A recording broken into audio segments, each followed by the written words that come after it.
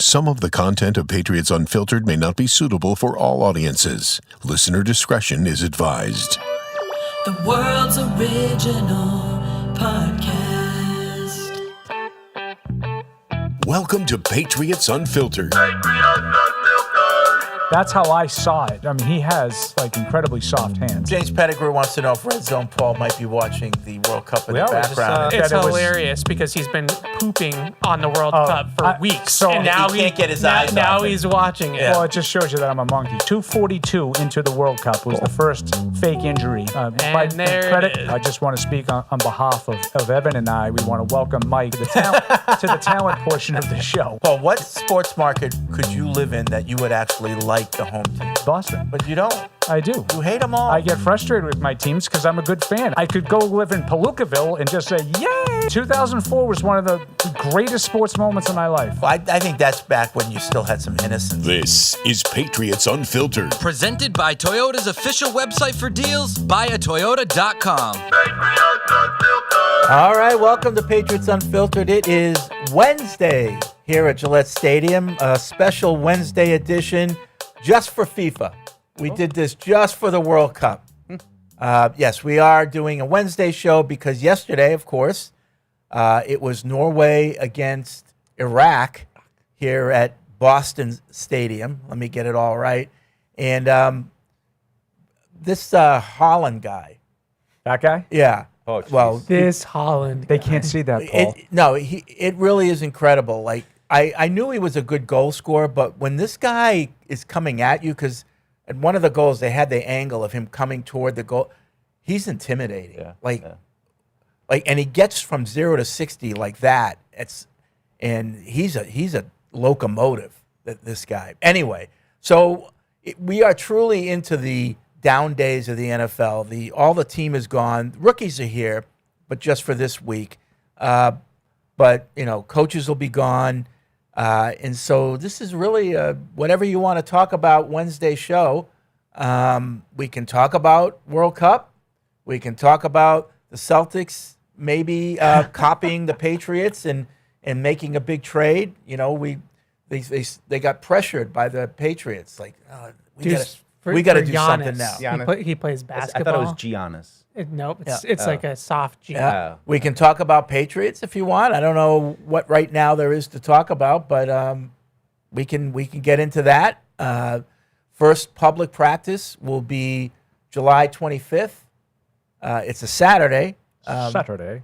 And so we're looking forward to that. Not really. I'm not really looking forward to that. I'm looking forward to it, but I don't want it to come fast. Not now. No. I want to savor the days before the summer is essentially over for us. Easy, Michael Scott. Yeah, Wasn't gonna go there. No, it's been great weather the last couple of days, so that's why I'm like, all right, let's a little drier, but not quite as muggy and hot as it was last week. So yeah, we'd enjoy this time before training camp. But we started recording some training camp positional preview things, so it's kind of a nice way to just put kind of a period on the off season and reassess kind of where everything stands right now. And I think just the two biggest pieces are just the Gonzalez contract situation and the overall health status at the edge position were two big areas that, probably most interested once we get to camp. What's that PUP list look like? It's Harold Landry, Akis, what's their availability like? Right. Yep. Yeah, the Akis thing, it seems like uncertain is the word, I guess. I don't really know if anybody fully knows what's going on. He's posting videos on his social media of him doing workouts away from the facility over the weekend, and he did have a sleeve on his right or left leg, and I can't remember one of the which two. one. Yeah, I'm trying to think. But he had a sleeve on his knee, but looked like he was moving pretty well to me. But he's going through cones and stuff. It's not like it's football. But he did post that, and Mike Reese said some reporting on it where it was like, so to some teams it was this, to some teams it was that. So who knows? Who knows really? So I'm going to use that as sort of a jumping off point of why I'm a little concerned about this whole situation is now it's been over a week. It was last Tuesday, I believe, that Mike had his first press conference in minicamp, right? Last Tuesday, Yep. If I'm not mistaken. Correct. And he sort of talked about, quote, the procedure, that he wasn't there, lack of contract, all that stuff. So that's a good amount of time for the beat writers to sort of figure out what the situation is. And no one has really been able to do it yet. And Mike was the only one that really had any information, but even that, Mike Reese. Yes, as Evan just said, he had sort of some vagaries. This is kind of part of the reason why I'm concerned about this. I told you I didn't really love the way Vrabel sounded and appeared. I thought he sounded like he was frustrated with it when he was telling us about it. The fact that no one's been able to call Mike or call somebody and find out specifically what it is tells me there's some uncertainty as to what they want to say, which tells me that this isn't just the run-of-the-mill. Like, he wasn't not on the practice field at minicamp because he didn't have a practice agreement in place, even though he wasn't signed. Like, so it's one thing to say, like, well, he's not signed, so he's not at minicamp. I think it's the other way around. Yeah, why? I think that's why he's not signed, is because I think there's some confusion as to what the situation is. And otherwise, I think we'd know more. Yeah. After more than a week, 8 days, I think we'd know more than we know. Yeah, well, I mean, that's why I'm a little I think worried now we're all about just it. kind of crossing our fingers and see what happens when you get to that handful of days before camp opens, and that's when the PUP list comes out and all that kind of stuff. Or as we said last week, maybe there's suddenly an announcement that he got signed to a contract, and that would be a good indicator that things are headed in the right let's direction. hope that's what happens. Is they can maybe his health is a little bit better. As Evan said, he's posting some videos of himself working out. Maybe he's on the mend. Maybe he doesn't need to start training camp on any kind of a list, and they can get his contract signed. That would be obviously the best case. Sleeve on the left leg. I looked it up. Left. So also another thing that came across my timeline, did you hear, and I don't know if it's true, that Gonzalez is looking to buy a house in the area? Like he was. Those are my favorite. This guy's selling his house. This guy's buying a house. Yeah, I did see that. he was A lot of looking at people it. yesterday were saying he bought a house in Walpole. Okay. I don't know if that's true. I don't God's really country. I don't want to say I don't care because I'm not those kinds of things don't really move the needle for me on. Well, if he actually did buy a house in Walpole just recently, that's a good sign, right? Yeah, I mean, If you say so. I would I wait don't know. till I got the new I've seen a million. contract. Yeah, I've seen a million of these. Buy a house, guy's gone the next year. Like I've Well, seen the it happen a next million year. times. The Yeah, I next think year. he's going to play this year. Yeah. I don't think he's going to hold out and not play. He's under contract. I think he's going to play this year.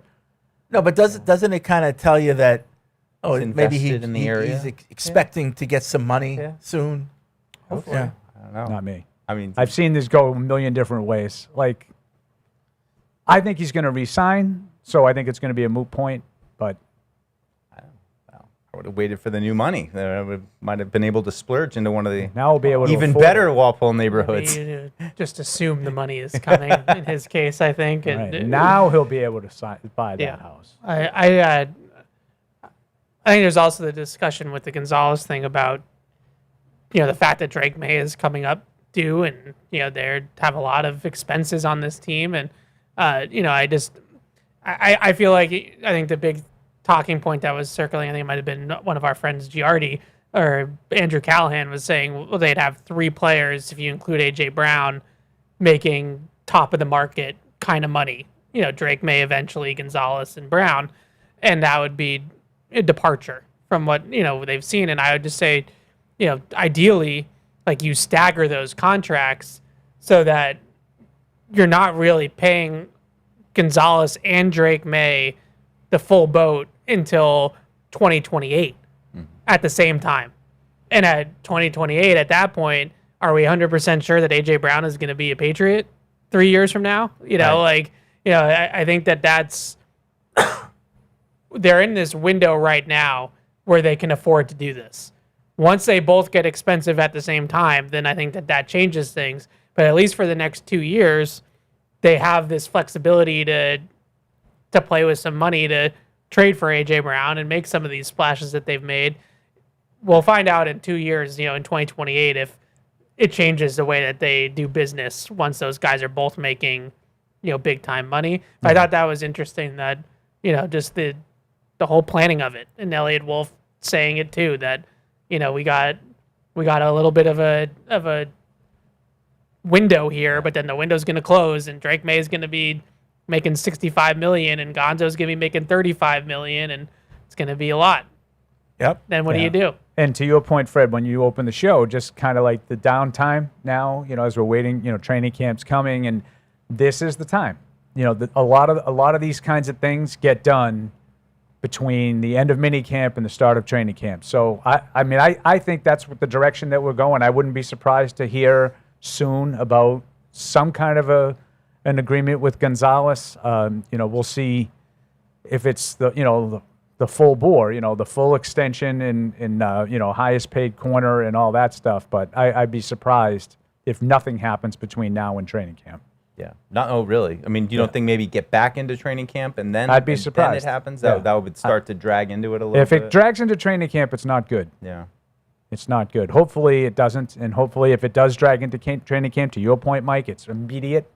First couple of days we get it done. We're just crossing the T's and Yep, it's happening. dotting the I's and stuff like that. But I think once they start lingering into actual time where you're supposed to be playing, it's not good. Yeah. Yeah, I think that maybe this was rose-colored glasses a little bit, but the fact that he was at minicamp and even lightly participated in minicamp, to me that was maybe a little bit of an olive branch of like, we're not worlds apart here. Like if they were truly worlds apart, then you'd do the whole thing, right? Like even if you're holding in, we've seen guys hold in, and Matthew Judon sitting on the sideline, that like was- or Stephon Gilmore is like off on the hill, like doing conditioning completely away from the team. He's here, but he's not doing anything. Gonzalez, even doing individual drills and the walkthrough periods, tells me that he is at least, the relationship is in the negotiation is at least going somewhere. Yeah. I think if it was going nowhere, he would have been sitting out completely. Okay. Why, do you think I had a retort to that? No, I just thought, are you disappointed that you think it's going to get done? Well, say, why do you do that? Like, why do you do that? I don't. I you know me. I'm very consistent. I'm what? Fred? You're a pessimist, No, I'm for the player. right? In this league, with such little guaranteed money and just the willingness, like Evan was talking about AJ Brown. I don't know if AJ Brown's going to be here in 27, let alone 28. They have no power, the players in that league, the vast majority of them. Yeah, you have So to be I'm pretty pro. good. Yeah. I'm for the player Yeah. almost all the time in these You situations. can't Especially the begrudge a talented player players. from it's a business, so for them too. Yeah. Yeah. All right. So those are some things. I don't know if there's anything else that you want to throw out there.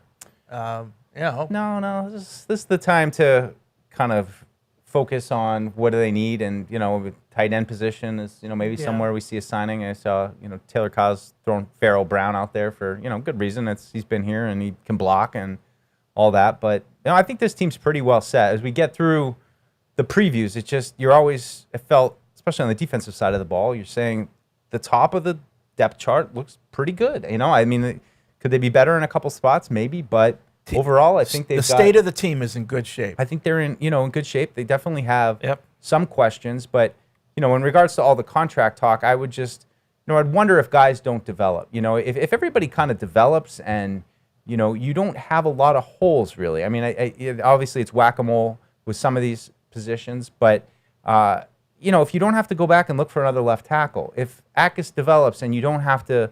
I could see a world where next year you're saying they got to go find some juice off the edge. I could see that being something that, Landry's kind of fallen off. Akis didn't quite bring the pass rush like we wanted, whatever it might be. But, but if he does develop, you can focus the funds on the guys like Drake May. And, and that it just goes back to the lull that they hit where they were missing on their draft picks. And, we'll see how this class kind of plays out. I mean, it's not a lot of optimism that people past the fourth round are going to come in and be able to really carve out significant roles, but it'll be an ongoing kind of thing trying to fill that depth out. But if the people that they've drafted and are in those positions develop, I don't think that they're going to be stretched so thin because of a Gonzalez and May contract. If AJ Brown flames out and they have to go back and find somebody like that, if the pass rusher don't, then those are premium positions they're going to have to pay for and go look for maybe in free agency, and that might complicate things. Yeah, I just look at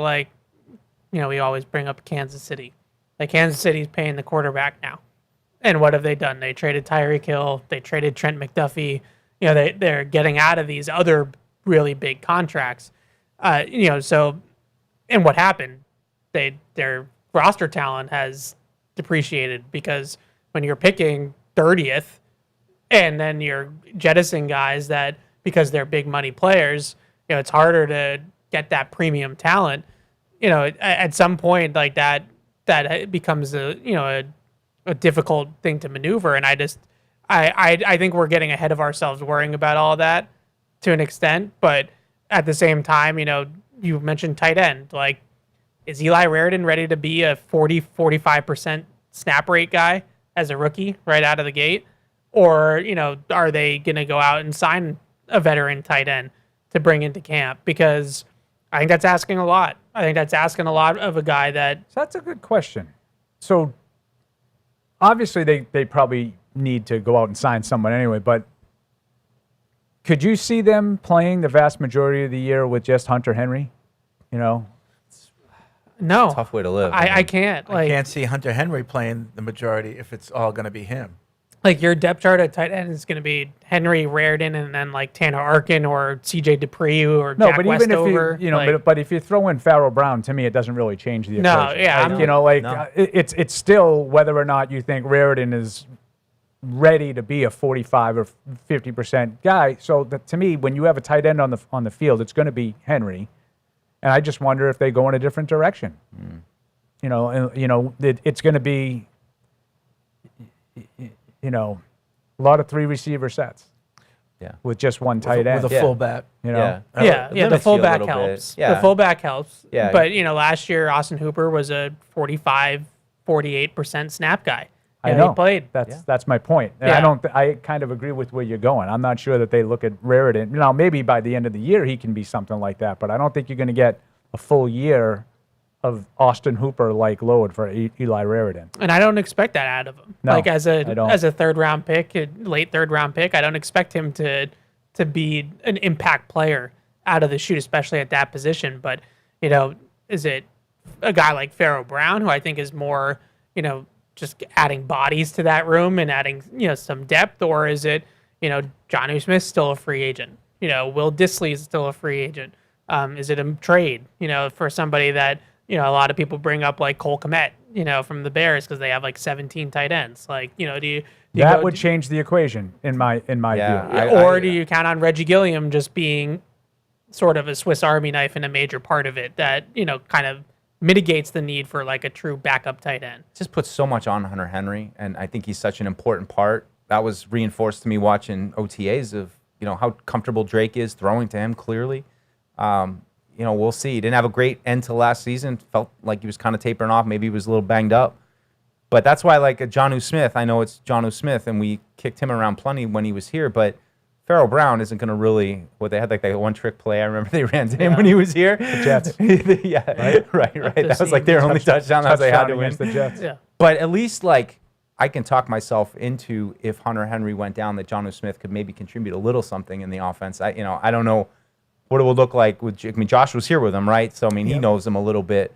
But it's just such a drop-off between Hunter Henry, reliable veteran that Drake trusts, to, now if Farrell Brown is your number one because Raridan's not ready, like that's a big, big black hole there at the tight end Vrabel spot. said they're going to get another Certainly seemed. I think what direction do you go? Right. Like, That's is the it a question. body? Are they adding a camp body, or are they going out and making an addition? And that's why I'm like, if you're going to get Farrell Brown just to block, it's like, well, is that really the best use of Right. resources? Well, that's kind of what Julian Hill did. Yeah, no, that's I know. what he was I signed know. for. He wasn't going to do much more than that. Yeah. But Now, he's probably better than Farrell Yeah. Brown. Right. I'm not saying that. And like more dynamic. Like, Yeah. Farrell Brown's going to put his hand in the dirt and block, as an inline tight end. They're hoping, I think, that Julian Hill was going to bring sort of a unique flavor to that. I just look at that spot and the edge spot as the two spots where they had a plan, and now it seems like the plan is maybe there's some cracks in the plan. And that happens every year somewhere. Right, and obviously Hill's injury, but at least with Hill and with tight end, like, somebody got hurt. And so, like, you know going into training camp that spot is missing a guy you were planning on having. Yeah. Whereas at edge, like, you don't necessarily 100% know if Landry and Akis are going to be the guys you want them to be. But you can find an answer for the fact that Pharaoh Brown or that Julian Hill got hurt. Yeah. You know, like you see that. Like It's just the fear of Hunter Henry getting hurt, I feel like is, you know what I mean? Like if Hunter Henry doesn't get hurt, they'll be fine. They can figure it out. they're going to go 4 wide deuce. Yeah. Matt Collins going to play tight end. Right. Problem solved. They got enough. Lomu can play a little if they need to make him the third tackle, that kind of thing. With Gilliam, they have some options. Westover's been in the mix.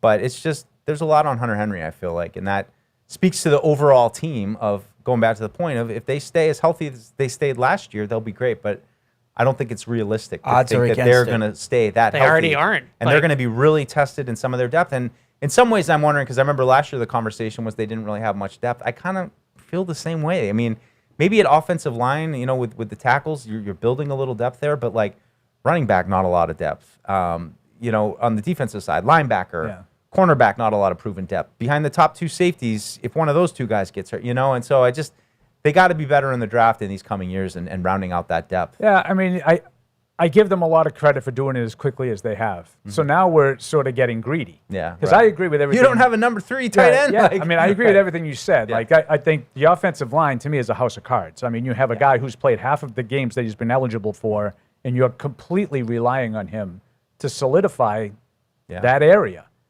In Veritaka.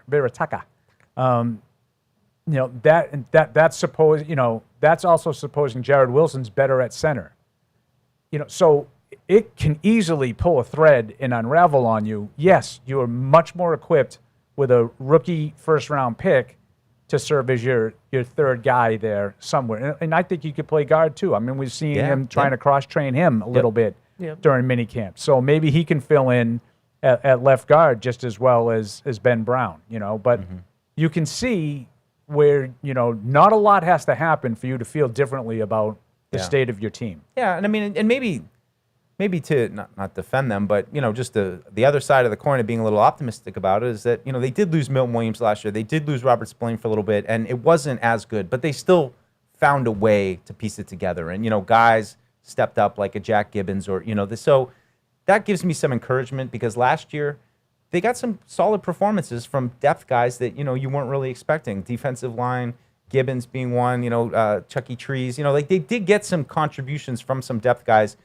I just want to see how those guys develop and what kind of noise they make in training camp to say, is there anything in any of these guys that they've, the cornerbacks that they've drafted in late day 3, is anybody going to emerge and, show us something that's surprising and exciting? But that part of because I do feel like we're being a little bit pessimistic, like that part of the roster is like, this is conversations of whether or not they're going to win the Super Bowl. Like this isn't like conversations of whether they're not going to win 10 games. Like this is like, if they don't have a good second tight end, then maybe a matchup in the playoffs is going to be in it. I'm right back to like yeah.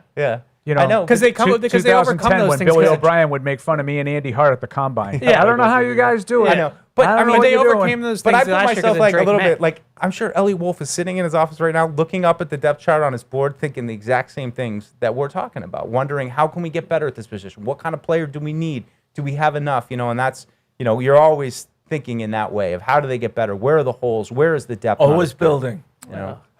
Always. Can't imagine. I mean, me and Deuce stay up at night thinking about these things. Imagine Elliot Wolf.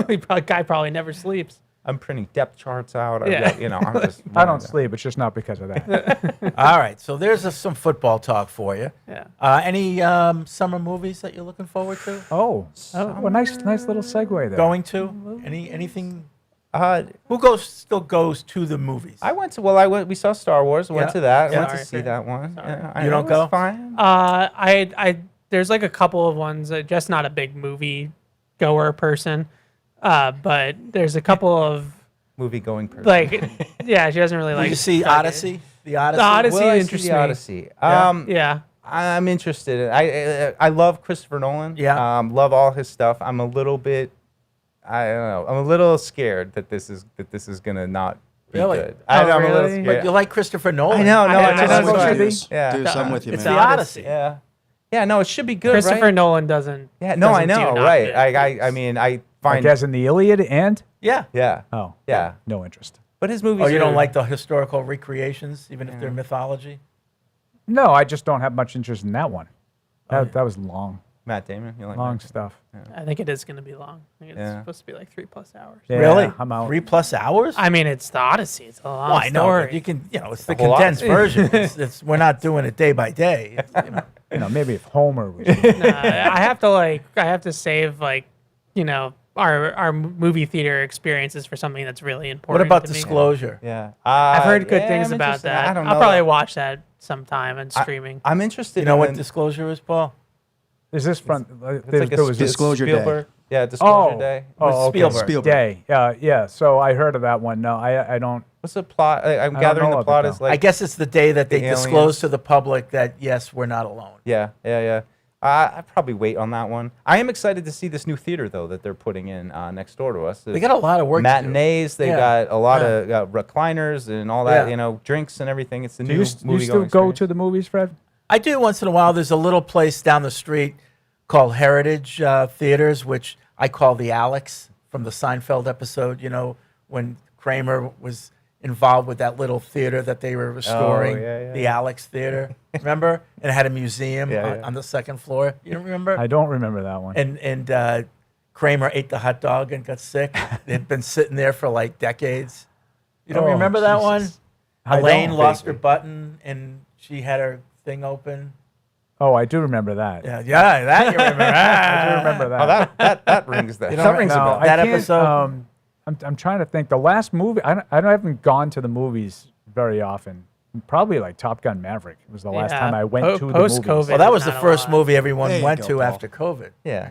That But was the last time I was actually at the movie theater, I think. If it's visually exciting, like I saw Star Wars in 3D, went to see, Top Gun Maverick, like, you know what I mean? If there's a reason I feel like I need to see it on a big screen and have that kind of experience, then I'll do it. I But still it's- like going to the theater. Yeah, I mean, I do enjoy the experience. I just don't do it as much. I feel like that. I didn't go to the theater to see Oppenheimer, and I watched it on my iPad on the plane, and like it definitely. have the same- I was like, this is probably a mistake. Like But those are two dramatically like I'm Yeah. sure if you were home on a 60-inch screen, maybe in your- I don't in know. your- You got to like that's in the your type man of cave, it would be fine. But you watched it on a laptop. most of my Would you watch movie. it on the plane? Yeah, most of my movie watching happens on. Just not a big movie Yeah. person, so most of my movie watching things Coming back from happen Patriots on the games. plane. Yeah, you got to watch silly movies on planes that you don't have to necessarily hear every single line of dialogue to understand what's going on. Well, that's the big problem. Is really more like the nudity. Like you can't watch a movie that that's really You know shows what? too much. Right. So I got to be careful of which ones I pick. Did you see the Earth, Wind, and Fire doc yet? I did. Did you like it? It was okay. Just okay. It was okay. I thought our colleague Ashok was a little bit higher on the overall. I love Earth, Wind, and Fire, as you know, and I enjoyed the documentary. I think he was a little higher on the doc than I was. But I was a little disappointed just to see how much of a jerk Maurice White is or was. Rest in peace. Don't make your heroes. Yeah. Like, Is what's his name? The guy that used to call all the time. Was he involved with Maurice White, or was that Maurice Starr? no, Maurice Starr. Maurice Starr. Yeah. Okay. Yeah. Baby Love. No. Yep. Oh, Nick Baby Nick Love. Baby Love. Yeah. Yeah. I haven't heard from him in a while. Yeah, it was good. I mean, if like that's right in my wheelhouse. I was very interested. I'm always when I watch those kinds of documentaries of like Billy Joel, the Eagles. Like there's a handful. Bee Gees was a really good one. I'm always interested in sort of the chronology of the creativity. What leads to what and how it all comes about. Like Let's Groove is, I've said to you a million times, is my favorite song of all time. It was kind of an accident. Like they got it from the husband of one of the women that were in the Emotions. Remember the Emotions? Best of My Love. Oh, I know the I'm song. giving you the best. Yeah. So like one of those guys, he gave them like 4 songs, and Let's Groove was one of them. And it kind of bridged the gap for them from like the 70s, like funk, disco kind of, into the 80s with a lot. It was, more like drum machine, that kind of stuff. Do you like From hear the technology. song coming together? Like, is that they have that kind of footage? No, and that's why I was a little disappointed with the documentary in general. This was more of just kind of a character piece on Maurice White than it was about like the actual making of the music. I love that stuff. That's what I loved about that Beatles doc was when Yeah. you see them sitting around like trying to figure out the song. You're like, that's not it, Paul. Come on, like coming up with the lyrics and pitching different things, and it's like So, songs you already know. For that you'd really like, Mike, did you ever watch the Yacht Rock documentary? Yeah. So some of the Oh, yeah. stories with Kenny Loggins and Michael McDonald and Christopher Cross are just mind-blowing. Yeah. Like how they came up with some of the songs. You can hear it. Doesn't sound quite right yet. Right. You know, I love that stuff. But Yep. The creative process. All right. But thanks for bringing that up, Fred. You're welcome. welcome. I did enjoy that. It was good. I would say good, not great. Okay. 855-PATS-500 is the hotline. Podcast at patriots.com is the email. So you can use either one to get in touch with us. It's whatever you want to talk about today, because the team is off, but we keep working, so we have to keep bringing it. always. Yeah, but we need your help. So let's go to the Consider phones. it brought. Let's go to the phones. We'll see what Sam in North Carolina. What's on your mind, Sam? Hey, what's going on, fellas? Hey. Dude, you can set this one out. Hey, Evan, I know you've been keeping up with it. I prefer Isaiah Evans selfishly out of Duke. You know what I'm saying? The dude's a flamethrower. I think he'll be great in the system that Joe Mazzulla likes to run. I don't know how long Joe Mazzulla is going to be in Boston, but who do you want out of the draft for the Celtics? And I appreciate it. All right, thanks, Sam. The Celtics pick late. They're trying to trade up in the draft, I think, but they pick like 27th or something I like think that. it's 27. So it's pretty hard to say without knowing who's going to go. Well, aren't they? If they get Giannis, aren't they going to lose that pick probably? If they trade the pick, yeah. Yeah. So, but I think, I because had- it goes by regular season record for some reason. I had somebody upstairs who's really tuned into the NBA that says he thinks it's going to happen. I know who you're talking about, and I really tuned into the NBA as a stretch. Wow. Wow. Wow. Okay. All right. Yeah. Should have witnessed Evan talking to Bradley today. It was, tough. Bradley's celebrating. Bradley is our resident Knick fan. I said congratulations to him. That was big of me. That was He congratulated him on the title and then spent the next 10 minutes telling him why that was meaningless. I just thought it was. It was funny great. It that was vintage. They, Evan. they waited 53 years, and then it's not even the most important sporting event that's going on right now. Wow, And you really are. So they just they just got totally upstaged. It was like, oh, everybody's celebrating the Knicks, but there's also just all these Meanwhile, he's Brazilians still that are- celebrating the Easy Path Championship that the Celtics had. Oh, Fred. haven't heard that one before. I know, but that's what happens when It you. is what it is. Yeah. All right. Thank you, Sam. Let's go to DC. Herm's there. What's up, Herm? What's going on, gentlemen? How you doing? Hi. I'm doing well. I'm enjoying the weather.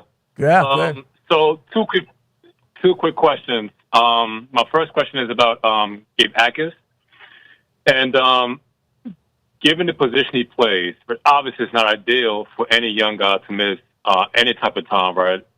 Especially not when it comes to mandatory minicamp. So if he happens to miss a little bit of training camp, is it maybe less punitive for him given the position he plays, right? Because I think Mike alluded to it last time, I think last week, because ultimately he's probably told, listen, stand right here, beat your man, and get to the quarterback, right? So maybe I'm thinking about it too simplistic, but I guess my first question is it less punitive for an edge rusher to miss time compared to, obviously any other position?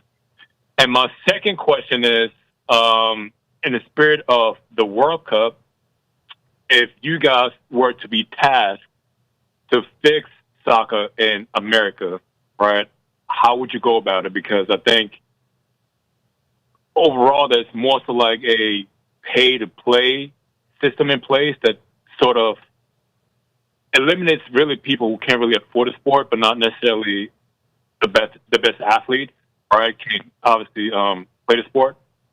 So those are the two questions, and I'll take it off the air. Go Black Stars.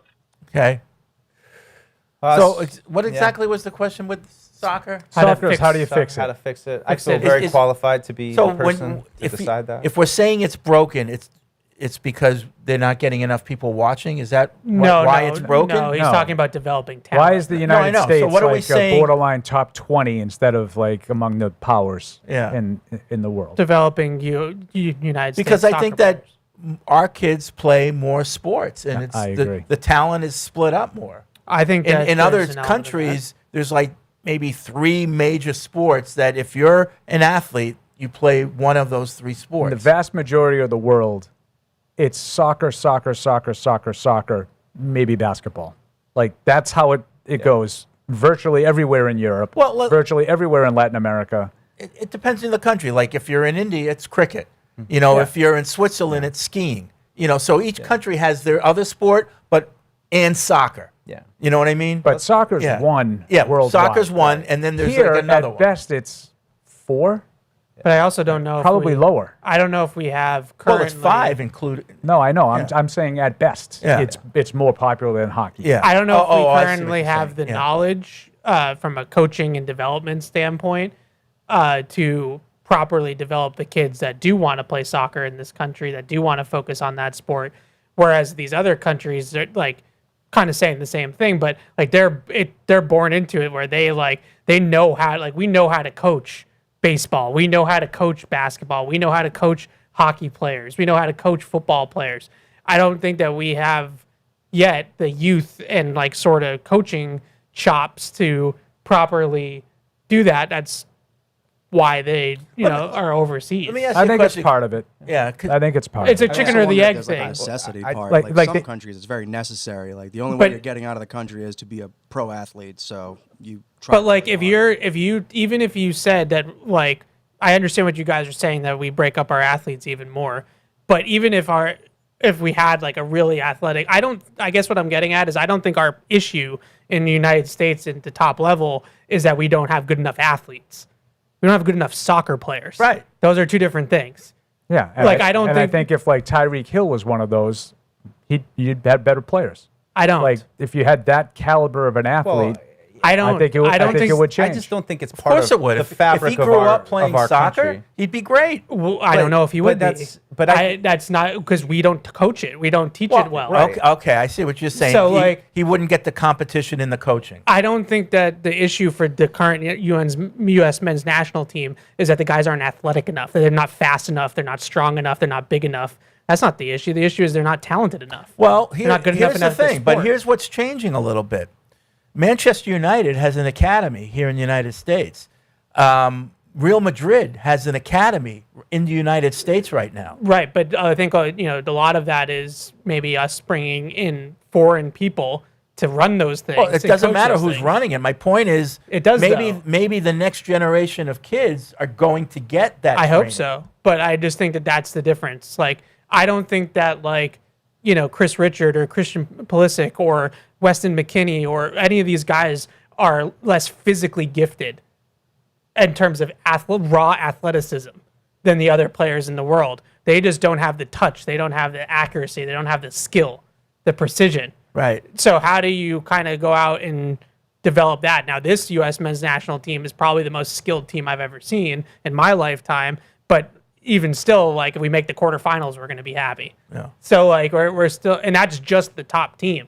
That's not everybody underneath it too. So I think it's a little bit of a chicken or the egg thing. But like the way we develop talent, like we're really, really good at developing basketball players. Like we know how to shot mechanics, passing, seeing the floor, dribbling, all the skills that go into playing basketball. Do we know how to do that in soccer the way the Europeans do or the South Americans do? Probably not. I just think there needs to be a want, and there's no want from the majority of the population in the United States to, in a town in Europe where you're going to go and everyone's playing soccer and it's the most competitive sport and everyone is trying to be better than everyone else. Here, there's a lot of different options. That's my It's just point. not a part of our fabric. And I don't think there's an answer to this question. How do you make soccer part of the fabric of America? I don't think you can. There's just too many other things. Yeah, I mean, That's my it's point in similar a to, nutshell. hockey is part of the fabric of Canada. And you look at, our other countries across the pond looking and saying, well, how do we get to be like Canada? How do we get good at hockey? You can't. This is part of who their country is. Everyone wants to play hockey. Kids out on the farm in Saskatoon to people in Toronto and Montreal. Everybody wants to play hockey, and that makes everybody better, and it feeds But everything. I think we're Look at saying, base- feeds I think we're everything saying into the it. same thing though, because like the fabric, part of that is knowing how to coach it and knowing how to develop it and knowing how to Sure, but look at baseball. Why are these small countries in South America? Why, relatively speaking, the percentage of people coming out of there is much greater than in America because they all play. Right. It's what they do. The kids play baseball all day long on dirt, but they get good. Yeah. I think a lot of kids around in the United States do play soccer. In fact, probably too much. Like a lot of these, like the youth soccer now, like to But Collar's they're point. playing, but they're not getting coaching, and they're Well, not that's getting what I'm competition. saying. That's what I'm saying. I don't think it's that, but I do. I think they did. listen. They Mike- had an academy in the '90s. Like they talk about, like Mike just brought up hockey with the U.S. development, national development team, which I think is kind of coincidental that we won the gold medal. Like I don't think it's because of that, but if you could convince me otherwise, maybe you're right. I think I think they've tried these things. I think unless you get, I think Mike hit it, like the fabric.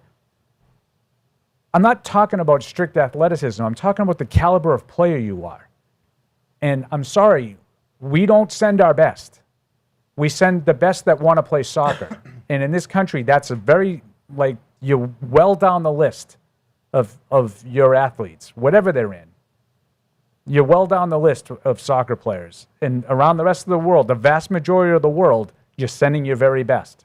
So that's bridging the gap in terms of the population differences in some of these countries, because that's all they want to do. But even then, And I think if that's all we wanted to do, give us 10 years and we'd be a top five and then team. you have the that's a Tyreek little- Hills of the world playing throughout his youth and playing against people who are just as fast as him, maybe, and now he becomes.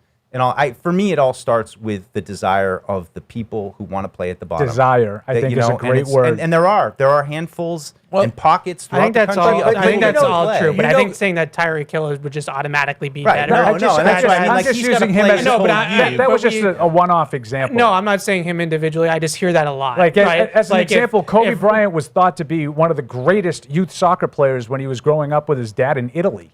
Imagine if he played soccer, if he was that good, if he kept playing soccer. Yeah, I mean, Like I you think, might be talking about one of the all-timers, like the way we talk about Messi and these other. I mean, guys. we Who knows? would never. There's no way to prove you wrong or There's prove no- right, So there's like, no- I can't no way. argue with that. That's why but I said might. I just feel like I hear that a lot from people around here that like, well, if like we took every athlete from that was because soccer's not really typically a sport where it's not a tall people sport like basketball. that guy well, except for Yeah, but tell, like, tell that you to know, Holland. I mean, but Holland and Zlatan and those guys are all tall. But, like, but that's- here's the thing: we have 350 million people in our country, and we're not as good as countries who have a tenth of what we have. Yeah. There's a reason why. Because the best athletes play soccer. Yeah, and it's that's like- not the case. I think here. that's but it's like absolutely part everybody. of it. It's like everything else. I think that's part of it. I think what Evan's talking about is part of it. What Mike's talking about is it's. There's never one thing. No, There's never one thing. But the point is, in those countries, soccer is it. Soccer is life. But if you look Soccer- at, but if you it- look and at, it's not here. And I know it's only one game, but if you Well, I look, like Mike's point about the fabric. You look at the way that they played on Friday night against Paraguay. Poach, their coach, is really, really good. And he gave them organization, he gave them structure, he gave them a way to play, like a system to play in. And that's the best game the U.S. men's national team has ever played at the World Cup. And all it took was one really, really good coach putting together a team that actually made sense on paper and a system that actually made sense for their skill set. And they played one of the best games they've ever played in 100 years. But So, like, if you had done that, he's just one guy. Like, he can't go and coach every single kid in America. Like, he's only coaching the national team. But, like, I think that we have enough talent that if it was developed and used correctly, we would be competitive. And to kind of play your side of the street, you have a kid, you have kids, I had a kid, you have kids. And you see as they grew up, they gravitated to the things that they had the most success with, the things that they found their own aptitude. And those are the things that they were willing to practice because they were seeing success, whether it's a musical instrument or sports or whatever. And so you can make the argument that the best soccer players in America are playing soccer because at an early age, they were exposed to different sports and they decided, I'm best at soccer. I'm going to keep playing it. Yeah. I'm going to keep playing. I'm going to choose soccer. We're seeing that more and more. Like this team that they put together for this World Cup is supposed to be the best that we've ever had. Well, but to finish my point, so you can make the argument we do have the best soccer players playing soccer, but they're not as good as across the seas because they're not getting the right coaching, and they don't get the type of competition that these other kids get when they play. And we know that competition makes you better. The rising it tide makes lifts you better. all boats, right? Yeah, and I think a lot of it's is same lines is just like they just know how to play the sport. It's ingrained in them, the natural instinct of how to play the sport. Yes. And to the fabric thing, I don't think that the IQ. Yeah, like you think we'd be better. Like you only need to score a goal. Right. It's interesting. We are getting better, but we're not great, but we are getting better. From my perspective, being an official with USA Hockey and having done that now for almost 10 years, you get training every year and you see the direction that USA Hockey is going. Now it's not the complete same thing because hockey is more popular here, and there is, especially in the Northeast and in Minnesota, Michigan, there's a large percentage of kids that want to play hockey, and it does exist, like I said, where everybody's playing hockey. They're playing all these leagues. They're making each other better. But it's been interesting to see how USA Hockey, from that perspective, is trying over the last few years to change their style and to get rid of the dump it back in and tag up offside, so that teams have to regroup and they have to move the puck more and playing more into the skill and trying to foster that. I agree with Paul's point of just because America won doesn't necessarily mean like these are all the policies starting to pay off. But it's a little bit of a higher level conversation where you're not like America, where you're like in the bottom trying to get up. You're a good team already, but you're trying to really get to that elite level. My point was like basically when you were saying like Canada, they grew up and that's all everybody. There's no way you can be that. Just because the U.S. beat Canada doesn't mean that you're now better than them. No. It's no, and it's been a. But even hockey's like a niche sport, though. Yeah, relatively speaking, hockey's absolutely. We have our hotbeds. I'd be willing to say that there's a lot of people that probably think soccer's a higher ranked than hockey. That's why I said it could be. No, I'm talking about the U.S. Yeah, like it's certainly football, basketball, baseball, 1, 2, 3. Sure, I would say in popularity with the athletes and the kids and whatnot. But there's probably an argument that you could say soccer's even more popular than hockey. So let me ask you this question, because I was having this conversation with somebody about soccer. NFL is playing more games internationally overseas. What would happen if the Premier League decided to do the same thing and said, we're going to start playing not just friendlies. Right. We're going to play our regular season games in the United States. Because they play friendlies here. Yeah, I know they do. Frequently, but it's the games that count. The games that count, real games. I suppose, Fred. The thing that's like getting to me is we're now in year whatever since the MLS started, and people are still talking about grassroots and trying to get it into the fabric of the society. At one point, do you say it's just something? It's a leap you can't make right now. It's I don't know. I don't know what the answer is. I'm not saying that Premier League would kill MLS if they did that. Is what I'm saying. Right. Well, are you saying though that getting a chance to watch watch Premier League games here will get kids? In other words, the hope that the NFL has by doing what they're doing overseas, the Premier League does here. Do they care though? Does the Premier League care about this? Maybe they do. I don't know. Can I ask you? They pay NBC on Peacock to have Saturday mornings. Like I said, Manchester United has an academy over here. They literally have an office in New York City. So it's as big of a thing for FIFA as it is for the NFL to get international. For these brands, these teams to get our audience. Of course it is. We're the richest economy in the world. Yeah. Why wouldn't they want to penetrate? I think the biggest problem is that every 4 years there's always a lot of excitement about the World Cup here and international soccer in the U.S., but there's no club equivalent. So right now, the Boston has got FIFA fever, man. I mean, it is. You go downtown right now, and between the dudes in kilts and the Norway fans now and the U.S. fans, and it's crazy. It's really fun, but it's going to go away. Yeah. And there's an event. There's nothing to fill the void. It's a spectacle. Right. And so once the World Cup is over, it's not like we're all going to, no offense, going to be starting to go to MLS games and like all of a sudden be super into it. No, this is lightning in a bottle. Like, this is a very unique situation where a lot of things are happening. We're a host city. The U.S. team is competitive. Like, it's a lot of things that are happening at the same time that are allowing this to kind of take off. That very last thing that Evan just said, too, I think is really important for how it's kind of like World Cup fever right now. Don't discount the fact that they played that game Friday night, and it was all my snark aside, it was a very atypical soccer game. And they come out and score 3 goals in the first half, and they look like the greatest. They look like a bunch of Pelés out there. It was like the greatest spectacle ever. But that doesn't. Usually, you get games like the game that Spain had the draw with Cape Verde, and Spain is one of the greatest teams in the world. They completely and totally dominated the game in a tie 0-0. Sorry, 0-0. It was one of the best 0-0 ties. Well, Paul, I've you ever just watched. don't understand the Like, no, intricacies. but I'm saying if that's what happened to the U.S., if they got killed and couldn't generate any offense and couldn't, they didn't. I mean, Cape Verde didn't even have possession of the ball the vast majority of the game, let alone get any chances to score. And it ends in a 0-0 tie. You're not getting this. Like, everybody saw the U.S. play remarkably well, and they're like, "Wow, we can win this." Now you got like the Portnoys on board, like, we're going to be the next World Cup champ, and this, that. They're all getting excited because they saw the impact it can have when you play like that. A lot of people were watching. I think it had like 27 million viewers. Perfect time. It was 9 o'clock on a Friday night. It's a really good time slot.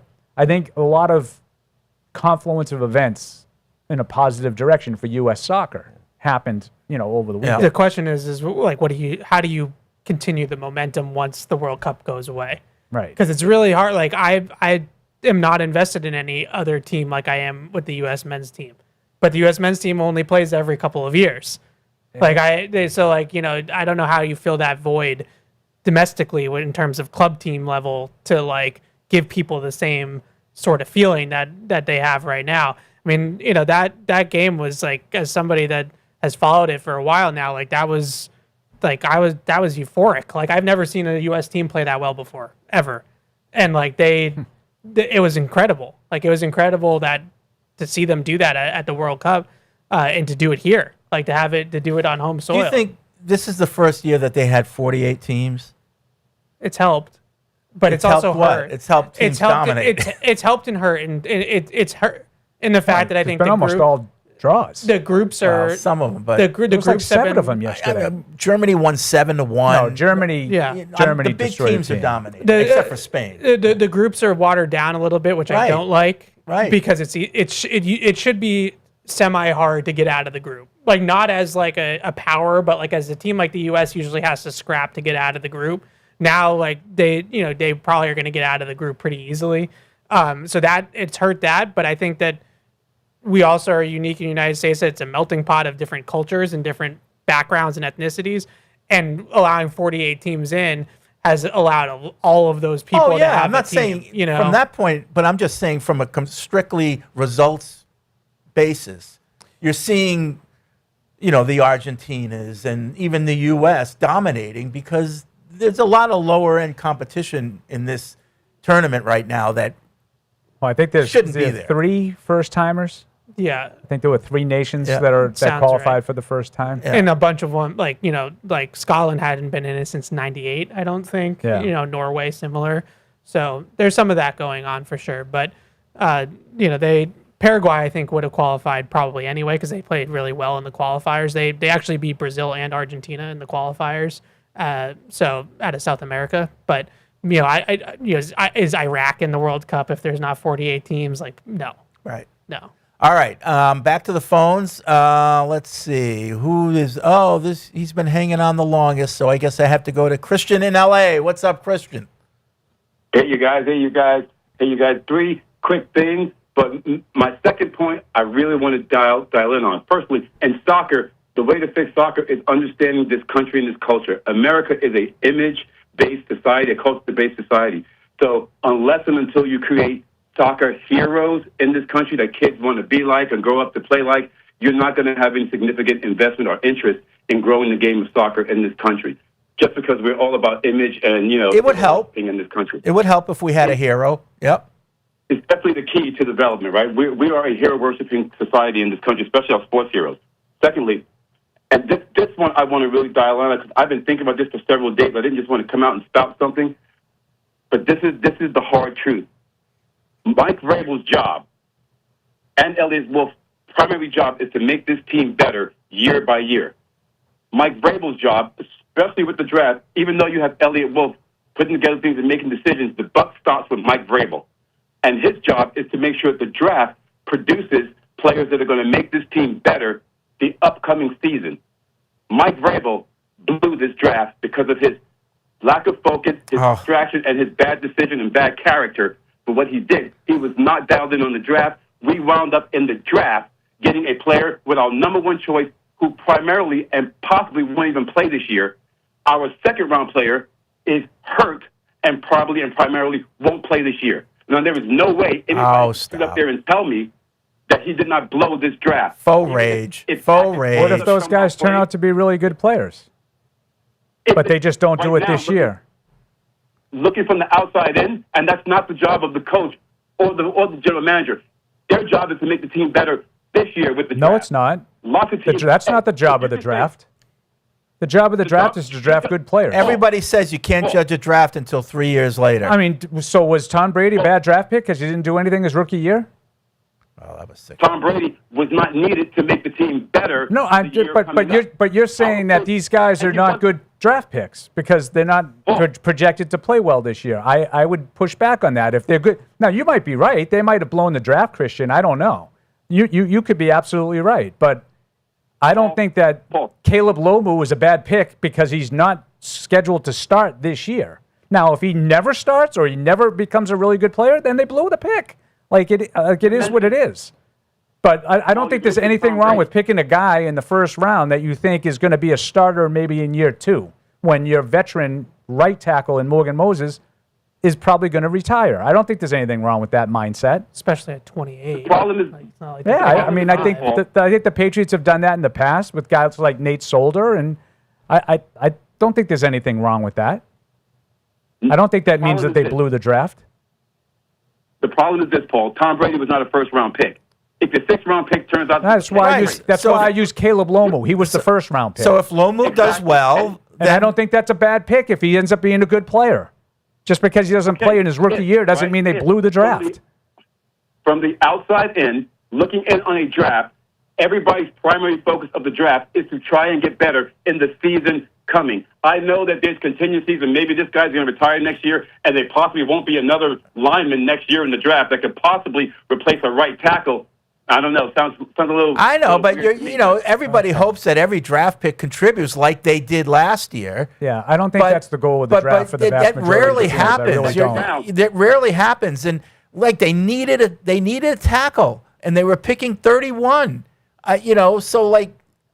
They also needed an edge player. They also needed a linebacker. They also needed someone that could have contributed this year. Okay. And when your second-round draft pick Christian, you can't be serious. I know. Like, all right. Like, I love you. You have one more point? You said you had 3 points. You had soccer and Mike Vrabel stinks. You've been calling it the same call for 3 months. What's your third point? Last point is this. Everybody was talking about how the Spurs blew that 29-point lead, and they were comparing it to the Patriots 28-6, and a lot of people came out and said there's no comparison. It was nothing alike. I think what they were thinking was this.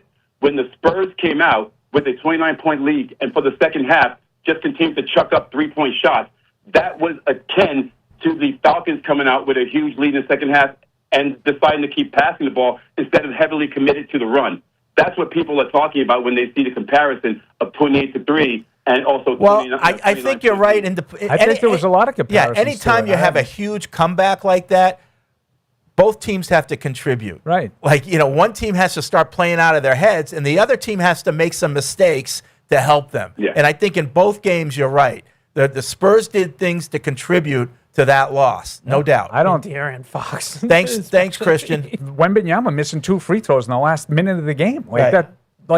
The Falcons didn't do anything that approached that level of choke that what Wembanyama did in that game.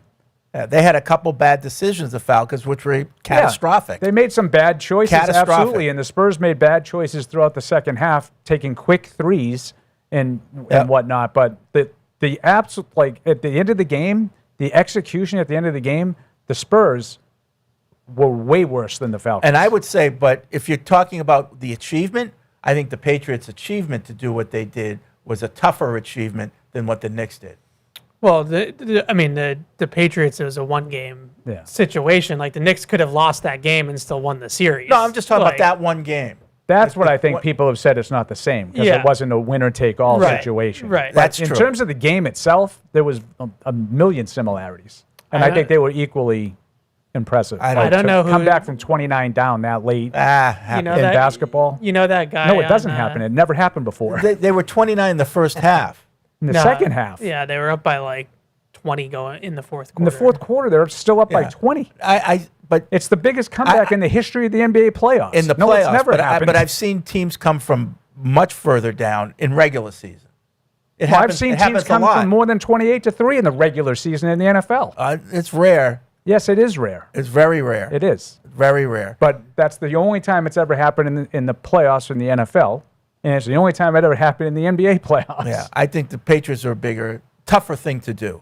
Tougher. I don't know. That could be. I don't. But I just think achievement. Achievement. Forget about. But in terms of how tough is it? I think the Patriots had to do more things than the Knicks had to do. That's I think what the Spurs gave. I think the Spurs gave them more help. Yeah. Absolutely. I think the Patriots did more to earn it than the Knicks did. The narrow path they had, everything had to go right. Yeah. I mean, there's so many. If you don't make this play, it's over. Yeah, and they kept making those and they plays. Made a play. I mean, I'm just thinking there's a million the plays that you don't even remember in the game, like 3rd and 10 from like their own 10-yard line. Like Brady throws an out to Hogan. That's just like ridiculous. Right. You're always pumping up Chris Hogan. Branch out. Right. No, that was pumping up Brady because it was one of the sickest throws you've ever seen. The corner was trapping it too, and he just even the last Super Bowl that they had to run, beating Kansas City in Kansas City for the AFC Championship. So many things had to go the Patriots' way in order to win that fourth quarter. That to me falls into that category. No, guys being offside for Kansas City, but plays that Brady made on 3rd down. Did it hit Edelman or not? That was you miss one of those and it's done. It's over. Yeah. I just I can't believe that we're still doing the thing about Vrabel. Like, it's been like 3 months, dude. Well, I appreciate. He's obviously he's really mad at Vrabel for what he did, and he's like that dude on his Twitter. Prerogative. But I just don't think that's the goal of every team in the NFL draft every year. We need to get better right now. Right. And if we don't get better right now, we blew the draft. No, I don't think that's how teams look at it. Isn't the draft about the future? I think that teams that do it that way are the teams that get themselves into trouble because they're constantly drafting for immediate need and immediate impact, and they often reach on players because we really need a wide receiver, we really need a tackle, and even though there's better players, we're going to draft that. Wouldn't it stand to reason that you needed so much help last year, so you drafted all those guys that played right away and played well? Wouldn't it just be natural to think I'm not going to need that many guys to do that the next year?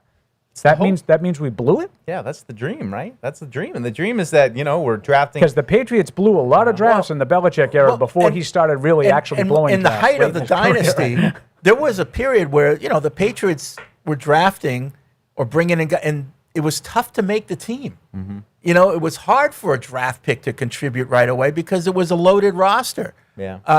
And we're not quite there yet, but we're getting closer to that. So like last year, there were a lot of opportunities for guys to contribute right away and a need for them to do so. It's getting, hopefully, as you get along here in this regime, that becomes less and less. Yeah, it speaks to the depth. If Gabe Akis turns out to be a bust, that's a bad pick.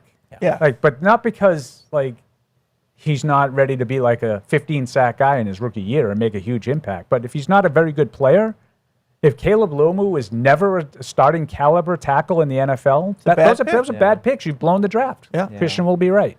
Aaron's in Louisiana. What's up, Aaron?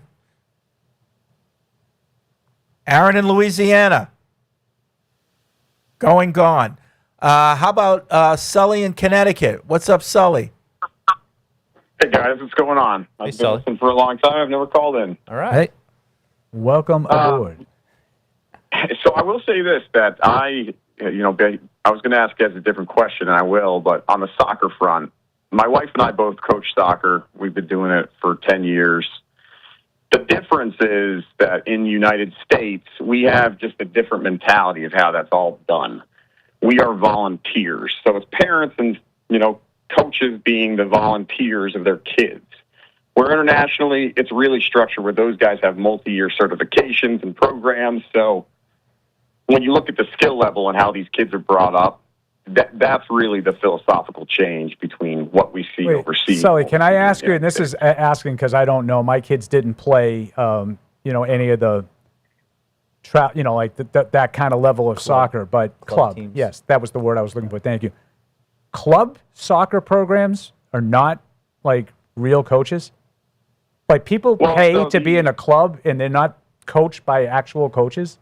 They're just like volunteers? If you want to play in a club sport that's, club soccer, you're going to be spending a lot of money. You have to try out for specific programs. And by the time that actually happens, you are already established as a good soccer player within your community programs. It's not something that you just push your kids into automatically. Right, but I think you're talking about youth soccer in the United States, are just volunteers and parents and whatnot, as opposed to what they do overseas, and I don't think that's apples to apples. I think those are different programs. Like youth soccer, anybody can play. The grassroots of the United States model is really heavily reliant on volunteer parent coaches. Yeah. So, I don't think that's true. But well, I think I think there's a lot of programs. I'm not familiar with them, but there's a lot of programs up in our area that some of my son's friends have been a part of. I can't imagine they were coached by volunteers. No, I think what he's saying though is the little town teams are. You have little to town teams, yeah. but I think what he's saying is you have to pay a lot in the rest of the world. I don't know. You have to pay a lot of money to play on those teams. Whereas like a lot of these academies in Europe, they actually recruit talent and at a young age. Don't get yourself. Geez, there's a lot of recruiting that goes on. Right, but they're recruiting them, Paul, to develop them into Premier League players or to develop them. That's different. I'm just saying there's a lot of travel basketball. There's a lot of club basketball, hockey. Mike knows a lot about. But it's pay to play. There's a lot of recruiting that goes on, and if you're I'm good, sure there is, but we don't have. You're playing, but we don't have. We don't have the build. You see kids like overseas that at like 10, 12 years old are signing contracts with Arsenal or Manchester United or Man City. And they develop them from 12 years old in hopes that they're going to eventually play for Arsenal. We're arguing two different things. You're arguing why the U.S. isn't as good as they should be. I'm saying that there's no way that those teams that are recruiting the players, those programs, and I wish I knew all the names of them. I don't. But like I can tell you in baseball, there's a million programs, and they're not coached by someone's father. Some volunteer. They're coaches that actually work for these programs, and they get paid by the program. Oh, yeah. Like, it's not the way it works. No, I understand what you're saying. But now, you can argue that they're not good enough. To what end? Yeah. Right? We're developing our baseball players and our hockey players. To get into college. To go to D1, which then could get you into the MLB or the NHL. Here, we're developing these soccer kids to go to college and play D1 college in the United States. That stinks. That's not, relatively speaking, compared to what the leagues the kids are playing in Europe is not very good. It's crazy. They take in these kids at, they bring them to boarding school, basically, at, 10, 12 years old. Oh, yeah. And they live there, and they just, play soccer year round, and they train them. And that's what the hockey model is too with the national development team. Same thing. They're taking kids now that are going to live there and play in that program, and now that they're going to they're going out of these academies now. Academies where it's actually accredited, so they can go to school there as well. Which go to school, but they're there to play sports. Yeah, I mean they're building out the hockey version of this right now, where it's not just going to be the national development team. There's going to be a whole league now that offers an opportunity. So I mean, it's a great comp because I see with hockey's closer to it in America, and you see how top to bottom, and not to get into the coaching debate, but every coach from mites on up, you're going to a coaching seminar. Every year you're getting resources to improve as a coach. I mean, the Bruins do a thing, so it's the way hockey's doing it. You can see that's how you get to the top, but it's just it's hard. Cody's in Fresno. What's up, Cody? Hey guys, thanks for taking my call. So great off-season show so far. I'd love to get on all these points. A couple of things I want to talk on, and then a point I can bring up. I have a young boy. We started off with soccer. I feel like the barrier to entry is low. You just get a ball and kick it around, but that quickly got overshadowed by football, baseball, basketball, the great U.S. sports here. So, I mean, I didn't even play baseball growing up, but my son we got him a bat and a glove, and we took him out to the Diamond just this weekend, and he had a great time, and his interest is growing there. But soccer, it's kind of left by the wayside. He sees these sports athletes, and he sees the culture and everything that's on TV, and he wants to do what he sees. So I think it's as simple as that. That's right. Yep. The other thing I wanted to say is movies. Since I have young kids, I don't really see many movies that aren't kids' movies. Probably go to the Toy Story 5 this weekend, which should be good, hopefully.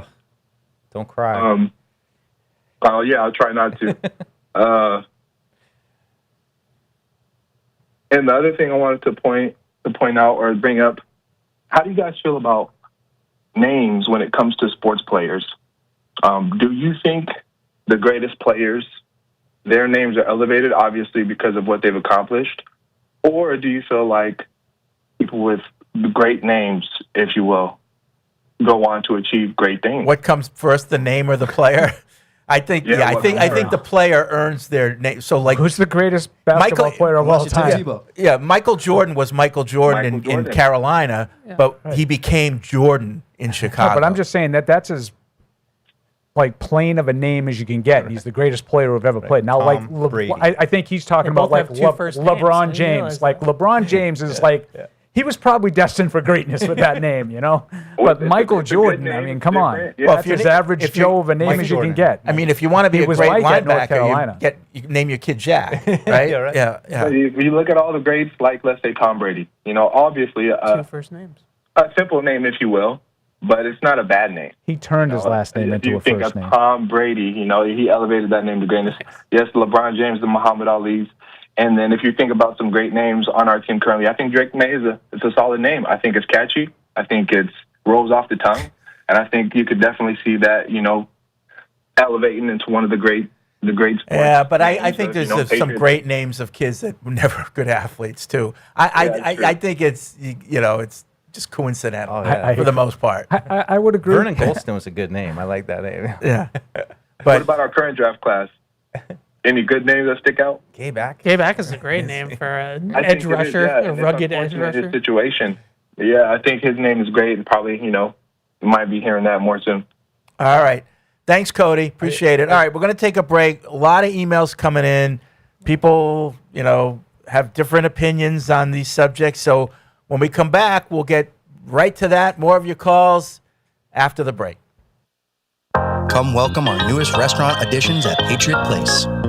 Estella brings a celebration of flavors with a modern fusion menu, exciting cocktails, and brunch available daily beginning at 11 a.m. Enjoy freshly brewed coffee and Mediterranean-inspired breakfast and lunch from Angel's Cafe. Craving the classics? Chick-fil-A makes it easy to grab your favorite with mobile through, carry-out, and dine-in options. Download the Patriot Place Advantage app for special offers and to earn rewards every time you visit. Patriot Place. Shop, dine, enjoy. The heaviest metal credit card of all time. Wielded at business dinners like a samurai sword. It's a classic corporate power move. But the real power move? Having end-to-end visibility on your most critical shipments. FedEx, the new power move. Whether you're in the game or betting on the game, you'll need a game plan. DraftKings Sportsbook, the official sports betting partner of the New England Patriots, provides you with everything you need to build your personal betting game plan so you can get in on all the action while practicing safe bets. Visit DraftKings.com/responsible-gaming to learn more about all the safe betting tools DraftKings has to offer. Hope is here, 800-327-5050 or gamblinghelplinema.org. Must be 21 plus. Play it smart from the start. GameSenseMA.com. Physically present in Massachusetts. See DraftKings.com/responsible-gaming for details and state-specific responsible gambling resources. Isn't it time to get exactly what you want? Welcome to Red Hot Deal Days from Verizon, where you get your pick of our best deals. Like My Plan, where you can pick the perks you want and save on every one. For limited time, bring your own phones to a Verizon store and you can get My Plan for our best price ever. Get exactly what you want in your phone plan and only pay for what you need. Bring your phones to your Verizon store today and get My Plan. These deals won't last. It's your Verizon. If you're gonna play the game, boy, You gotta learn to play it right. DraftKings is all about responsible gaming. It's more fun when it's for fun. So play responsibly. DraftKings, the crown is yours. Gambling problem? Call 1-800-GAMBLER. 21 plus. Age and eligibility varies by jurisdiction. Feels great. I'm glad the weekend came because I settled down and I got some rest, and things just started to pick up for me really fast, and learning the playbook, and I think I'm in a good spot going into the break. AJ, what have you learned about Drake May since the previous years? What I learned about him, the talent speaks for itself. He can make any throw. But I think what's more impressive to me is that he knows what he's doing. And to be that young and to understand the defense and to understand every little check, the hots, the blitz, and all those things so young and so fast is very impressive. And so I really admire that. He knows what he's talking about. He demands everybody else to know as well, and he's a true leader. He's a true leader of men. And it's crazy to see at a young age, he's a true leader of men. So, AJ, Mike was talking. He's asked a question about what's AJ. You've been around AJ a long time. What's his motivation? He said, "Well, ask him." What's my motivation? My motivation is just come out here and just be the best I can every single day. Simple as that. How do you feel like the early connection is between you and Drake, and what do you find most effective when it comes to just further developing that? It's just spending more and more time, getting more reps. We're still growing. I think things are off to a great start. Do you feel at home yet? Do I feel at home? Yeah, I'm surrounded by a lot of Tennessee coaches and a couple of Tennessee players. So, yeah, walking in the building feels pretty good. Yeah. People are talking about you learning the plays and everything else, but you kind of look like you got a smile on your face. It's like, why not? Right. Yeah. What does this mean to you to be able to do this? It means everything, man. I get to do this. I'm extremely blessed, and coming in the building each and every day, coming to try to be better each and every day. That's the only thing. That's my only focus. But to playing for my favorite team, to being here around Coach Brave and around other teammates that I know, it feels great. So How do you feel about the talent that you guys have in the wide receiver? Oh man, the talent is stacked. And that's what you want. You want guys to push each other. We talk about all the time raising that standard, pushing each other, and holding each and everybody accountable. What led to the change that you will lead the stretch line? Well, that's it. That was fast. They just kept on asking. Pop's just like, come on, AJ. And I'm like, all right, man. So I just walk in it. AJ, there's some reporting from Philly about something that you signed on the wall. Yeah. Can you tell us what the message was there?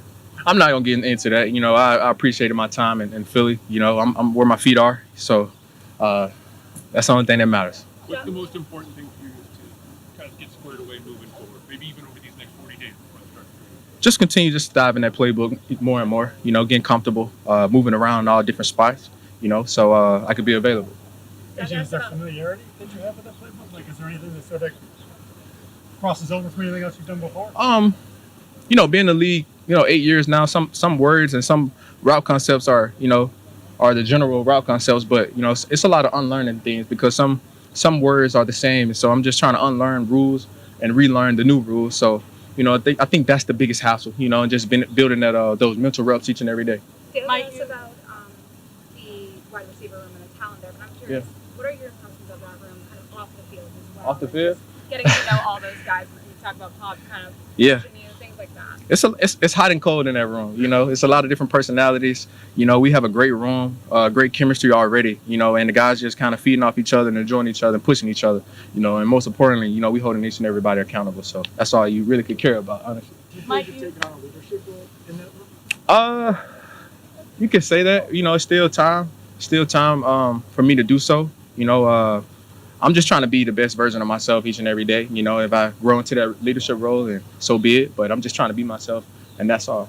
Might you get together with Drake during the break at all, just to kind of either go over things, throw passes? Yeah, that's the plan, to try to find some time to try to build more and more.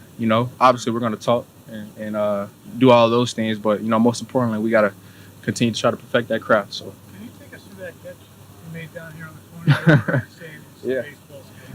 Yeah. So I think Drake started on the right side, but he came back to me a little late, and he threw the ball as a back shoulder. It's a great ball back shoulder, and I just kind of turned my head. Obviously the DB doesn't know where the ball is, so my background, playing baseball in center field, turning over shoulder, looking over the shoulder. and it's a tough catch, and I'm just glad I got my feet down. You're turning it back. Yeah. Ball with zero contact. Yeah. With the ball. No, it's not easy, but it's something that we try to drill. At least I try to drill as much as I can. And like I said, I'm just glad I got my feet down. So. We see you and Drake rep those back shoulders since day one. What goes into building that connection, and why is it so important to start with? What's important is just building that time, having that time together, building those reps, thinking how you thinking, playing, seeing different looks, most importantly, and just how you throwing the ball and where I need to be. And I'm just trying to be where he wants me to be. That's all. You made the last catch of the practice. Yeah. I don't know if you can see, but there was a collision with Drake in the back. Oh, no. Did you see him go down? No, no, that's not okay. Nobody should be on the ground in practice. That's my rule. If anybody is on the ground, that's a bad practice. Only for celebration. It doesn't matter who it is. Nobody should be on the ground, but he delivered a great pass, so I was excited. So I'm glad he's okay. After having worked with him for 3 days here at Minicamp, is he, what you thought before you got here in terms of what you'd seen on tape? Yeah, he's most definitely, man. Like I was just bragging on him, talking him up. I said, hey man, you like that. You can make any throw. I just want him to be confident. I was kind of pushing him today. I told him I want you to be perfect today. He was like, let's be perfect. I said, don't worry about anybody else. Just focus on yourself. You be perfect. You're gonna raise that standard, and everybody else will follow. So just trying to just poke at him a little bit, see how far you go. But he's a great player. And I'm excited for the season. How'd you feel the offense did today? If you're chasing perfection, what was the assessment from today? It was some good and bad. There's always some improvement. Always room for improvement, and that's what you want. You don't want to come out here and just completely dominate, and then you have to worry about the defense. So hats off to them for making plays as well. So. Seems like there's a lot of talking out there. Yeah. Compared to the last few days. That's what you want. enjoy that? Yeah, that's what you want, because then, the real dogs come out. Yeah, real dogs come out and play. But all the talking is just talk. You got to play at the end of the day. So if you can back it up, I don't care. Bark. Do what you got to do. I feel like you got the last laugh there. Always. I'm going to get the last laugh. AJ, are you hoping to get some work against Christian at some point here? He hasn't really Gonzo, yeah. Gonzo, man. Great player.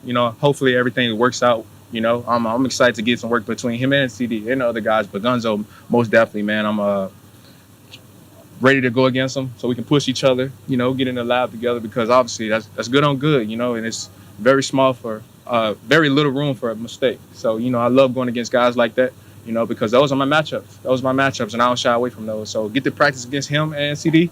That's what you want, Final question. And now, great moments in history. But that's my point. But they didn't. I think Levy caught the wave there. He had a great team, great players. They were. Oh my God! Whoa. Sorry. Whoa! They the were most unnecessary one ever. That came out of nowhere. They were loaded. We'll get that on post. That's another great moment from All right, back here in Patriots Unfiltered, 855-PATS-500, podcast@patriots.com is the email address. Lots of calls, lots of emails. Nick's in Boston. Sorry to say Paul's very wrong about soccer. Yeah, Paul. Having our best athletes play the sport is not why we aren't great. Evan is right. We need kids to be developed and coached better. The best soccer players of all time is Messi, who was 5'7" and needed medications when he grew up to even get to 5'7". Having the ball at your feet from a young age, street soccer every day after school, etc., is the difference. Yeah, I mean, and the You people around guys might be all right. I'm doing it not. too. I'm not going to tell soccer experts their business. You I guys think could all be right. You cannot. you You guys could all can't be right. coach Messi's first touch though, man. Like that ball gets to his feet, and I look at that guy and I see an exceptional athlete. I might be crazy when I see that, but I don't really care how tall he is. I see an exceptional athlete. But you have I don't to see admit, guys like that. you have to playing for the admit, US. with the number of kids in this country, if soccer was our number one sport, we would dominate. With the number of people, just people in this country. Why do we say things like No, that? if our culture, what I'm saying is, if our culture, because I don't of care what it vast sounds numbers, like, I believe it. because of just the numbers game. If our culture was the same as Europe in terms of our attitude towards soccer and the coaching that they got, because we have more people, we would be better. I maybe. I don't know. I hate when people say You're stuff the like that. analytics guy, right? It's the odds are. I know, but like there's such a we would be the best. If we wanted to, we'd No, just because of numbers, not because we're better human beings. There's going to be a time you're going to find out. Just because of numbers. We have 350 million people. I agree. I understand that, but I think that other countries hear us say stuff like that, and they want to punch us squarely in the jaw. Fine. They want to anyway. Fine. Start making more babies. They're just, oh yeah. Now the counter Americans think argument they're the is best at everything. Now the counter argument is China should then be number one. That's was my thing. Is why the Asian countries. But they get a lot of other things going against them over there. Communism. Yeah. I do think that like slowly but sure, because a big part we had to call in and say like the athletes that you watch on TV, that's what the kid, and that's 100% true. I think slowly like social media has shrunk the world a little bit, so it's easier for kids to see Erling Haaland play for Manchester City because they're seeing him on TikTok and stuff like that. Like he's like his social media presence is gigantic. He's super famous on the apps, and like literally had not heard of him until last night. Really? I have. Or like he plays for Man U, right? Man City. Man City. Or like Kylian Mbappe. I heard of him. Like these guys that like now they're everywhere. Like so that that could help because you're not gonna maybe like people will look up to like Christian Pulisic maybe, but like they're not gonna look up to. I heard of him. Other people but and the other thing Christian said, which like growing up. What's the payoff to be a great soccer player in this country? Yeah. There's a big payoff to be football, basketball, hockey, baseball, but there's the payoff. That's why I side with Mike's point about the fabric. Yeah. I mean, the fabric here. If you want to be a star, you want to be rich. Like people play soccer here with the goal of probably getting some money to go to college. Right. I can get a scholarship if I'm really good. To Southern Connecticut. Yeah. I mean, I mean scholarship, like real scholarship. I know. People. I mean, there's good college soccer in this town, but it pales in comparison to academies around the world. What they're playing in. So my cousin's husband, Miles Joseph, he's the one who coaches for the Charlotte Football Club in the MLS. He played in the MLS. He has been a lifelong MLS coach. Both his kids went on to play at Rutgers in Indiana, college soccer. And so it's like, to me, it's a small example of like in a contained setting where soccer is really important to this family, and the dad played and everything. Like the kids went on to play college soccer, and so it's no different than really any other sport when when people are invested in it, and love it. It's their life. They love. I just think the biggest element to me is you've got to be surrounded by people who do that. And I feel like growing up playing hockey in Massachusetts, or people who grew up playing hockey in Minnesota, you're surrounded by people who are awesome and talking about NHL, and it makes you want to be better, and you want to play the summer leagues against those good players so you can be. So it just, I think it's like one of those snowball things where once you get going, everybody, the whole system starts to work. Totally. Like the fabric thing to me is a really good point. Like that, I feel like for our kids, in America, like things like throwing a football, shooting a basketball, like those are just like instinctive, natural things that were taught at such a young age. I don't know if like running full speed with a soccer ball. Yeah, like I don't know if that's the same for that sport.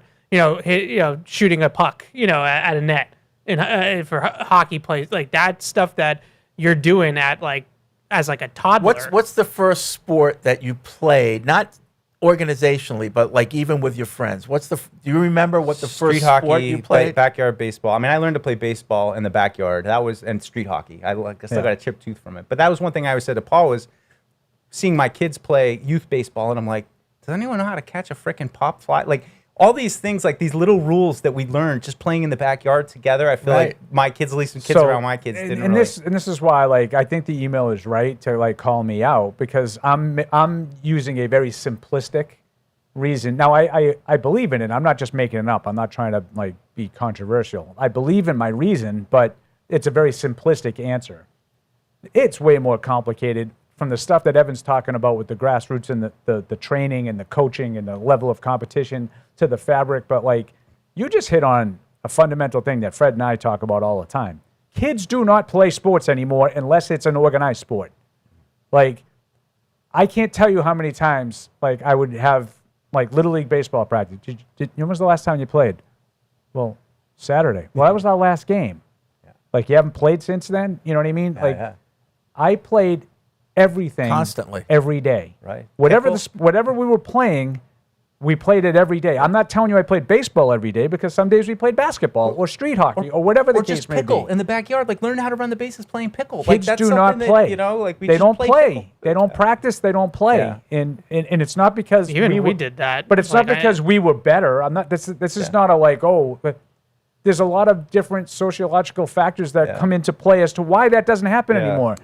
Like Fred and I grew up in an era where you went out at 8 o'clock in the morning, and your parents were lucky if they saw you by 6 or 7 o'clock that night. And it was okay because the world was a lot different then. Right. Yeah. You can't do. I wouldn't let my kids do that when they were 8, 9, 10 years old. I literally left the house on a Saturday, and I would get in trouble all the time because I didn't hear from you all day. Where were you? I was playing baseball down the stadium. Right. Huh? Good for you. You know, I think I remember the exact moment I quit soccer though, because I played a lot of soccer growing up. Youth soccer in Holliston is huge. They always have a huge tournament there when I would meet people. But I remember I had a hockey game in the morning, and it was like late spring, and played a hockey game. It was like when I was really good at hockey, like in youth hockey. And then we got to soccer, and it was outside, and it's hot, and I'm running around, and I'm just like, this sucks. He's always been preoccupied with the weather. When you go from the rink, and you're like, because I always love hockey, you're in a cold rink, but you're sweating, so like you have equipment, what I mean? Like you're always in a good opportunity body to cool temperature off. area. And, it's like a kid thing where you're playing multiple games in a day. And I just remember being on the soccer field being like, I think I'm done with this. Like I'm all set with running. Too much running. I stopped playing soccer because I stunk. For no reward. I had no hand-eye coordination decent with the foot-eye coordination. Yeah, not. I never played. I can honestly Couldn't say I do it. never played. I played a lot. My sisters played through high school. They were both like on, the state team, that all that stuff. But, Yeah, it wasn't. It wasn't a big youth sport when I was. I don't even know if we had youth. When soccer I was in New growing up. Jersey, I was in the first team when they started the league in our town, and by Was the that like time after Pele? What? Wasn't because Pele? He was the years one later. time, I right? played an all-star game at Randall's Island where Pele was. Yeah. So, but anyway, by the time I left New Humble Jersey, brag, all-star game. after 7th grade, soccer was booming. Yeah. But I was literally in 2nd grade. That was the first year that they had a league or teams in the whole area, not just our town. Yeah, it was booming in my town too. Growing, I mean, it's probably just more of a suburbs thing, but it was a huge deal growing up. Justin says Deuce is probably the best answer out of all the arguments. Americans are tuned into the 4 major sports, and that's been part of our fabric for generations. If you want to build a widespread American interest in soccer, then you are going to need to build up that interest in the culture for generations, and that's not going to be easy. So I think it could happen. I think it's happening. And slowly. Oh, I don't. I think Fred and I have been Shocker. talking about. Fred and I have been. We could tell you the same thing that you just said. We had the conversation in 1973. I'm sure it's happening. It's happening. You better get on board. It's that's happening. Not what I meant. But whatever. But what I would say is, if the groundswell continues to get rid of the contact sports, if they succeed, if football goes away and hockey goes away because of the concussions and everything else that goes, I'm telling you, you're going to start to see a change because they're going to look for other sports. Yeah, I don't think that it's coming in the sense of like popularity. I think this is the most talent that we've had at the national level on the U.S. side. I think that's a pretty overwhelming consensus that this team I couldn't possibly argue with you on that. that they I have no are idea. fielding this cycle is the most talented from top to bottom that we've ever had. Yeah, I mean, I hear what you're saying now because, like, to Fred's point, we're a big enough country that even if it's not part of the fabric, that there should still be enough athletes that you're able to groom if you have the right system in place and coaching. And that's, the point I'm making about USA Hockey is that there's a full vision from the top down of how do we get our team to win Olympic gold medals and World Cups and all that stuff. I don't know if soccer has that, and from the caller, it doesn't sound like it's certainly not to like the basic town youth soccer, which I don't know if all that needs to be under an umbrella where we're trying like desperately to develop every kid there possible. should be like different, there should be fun sports. Yeah, there and, should be you know, perfect. fun sport. Well, I think that's like in other countries, soccer is the fun sport because they just play it in the streets. They don't. But I think play it, what Mike's talking about is like you shouldn't just have it be like if you want to play soccer, you got to be serious about it. And you have to play in these You clubs. got to sign up. There should be youth soccer where people just want to play. Like I think one of the best basketball leagues that my kids played in, it was just like the local youth YMCA, Peabody basketball league. It was the PBA. Yeah. They used to call it. And they had, my older son was a pretty good basketball player, and he played in all kinds of travel teams, all kinds of AAU teams, and he played in high school. He liked it. Yeah. But he loved playing in the PBA. It's just a different, and there should always be those avenues for anybody who wants to play. And that's where I go back to not liking that part of what hockey's at right now. It's impossible. My son, when he was like 8, 9 years old and we moved back here and he hadn't had that youth hockey, it's like you're already behind. There isn't just a league where it's okay to stink. It's okay to go out there if you don't know how to skate backwards. We're just going to pick up hockey and play. And that's, goes back to your point of in-house. Playing. Didn't they used to call it in-house? But, we used to meet on half days after school and go play hockey on the lake, or we'd play street hockey and we made our own Stanley Cup and so it's just, I think there needs to be a balance between having kids sports leagues that are just for fun and to learn and be part of a team and learn how to lose versus, all right, this is part of the system and now you're going to be on a trajectory that you better be going to the Olympics. I think that's probably like what the caller I think called in and mentioned, like that's a lot of the criticism of U.S. soccer is that the only way to play it you're all in. You're all in. Yeah. It's year round. It's thousands of dollars and like entry fees and stuff like that for club teams, and it's like your life. And it's either that or it's nothing. So and there's no forget the money because that's a huge thing. Yeah. But isn't it like that around the world?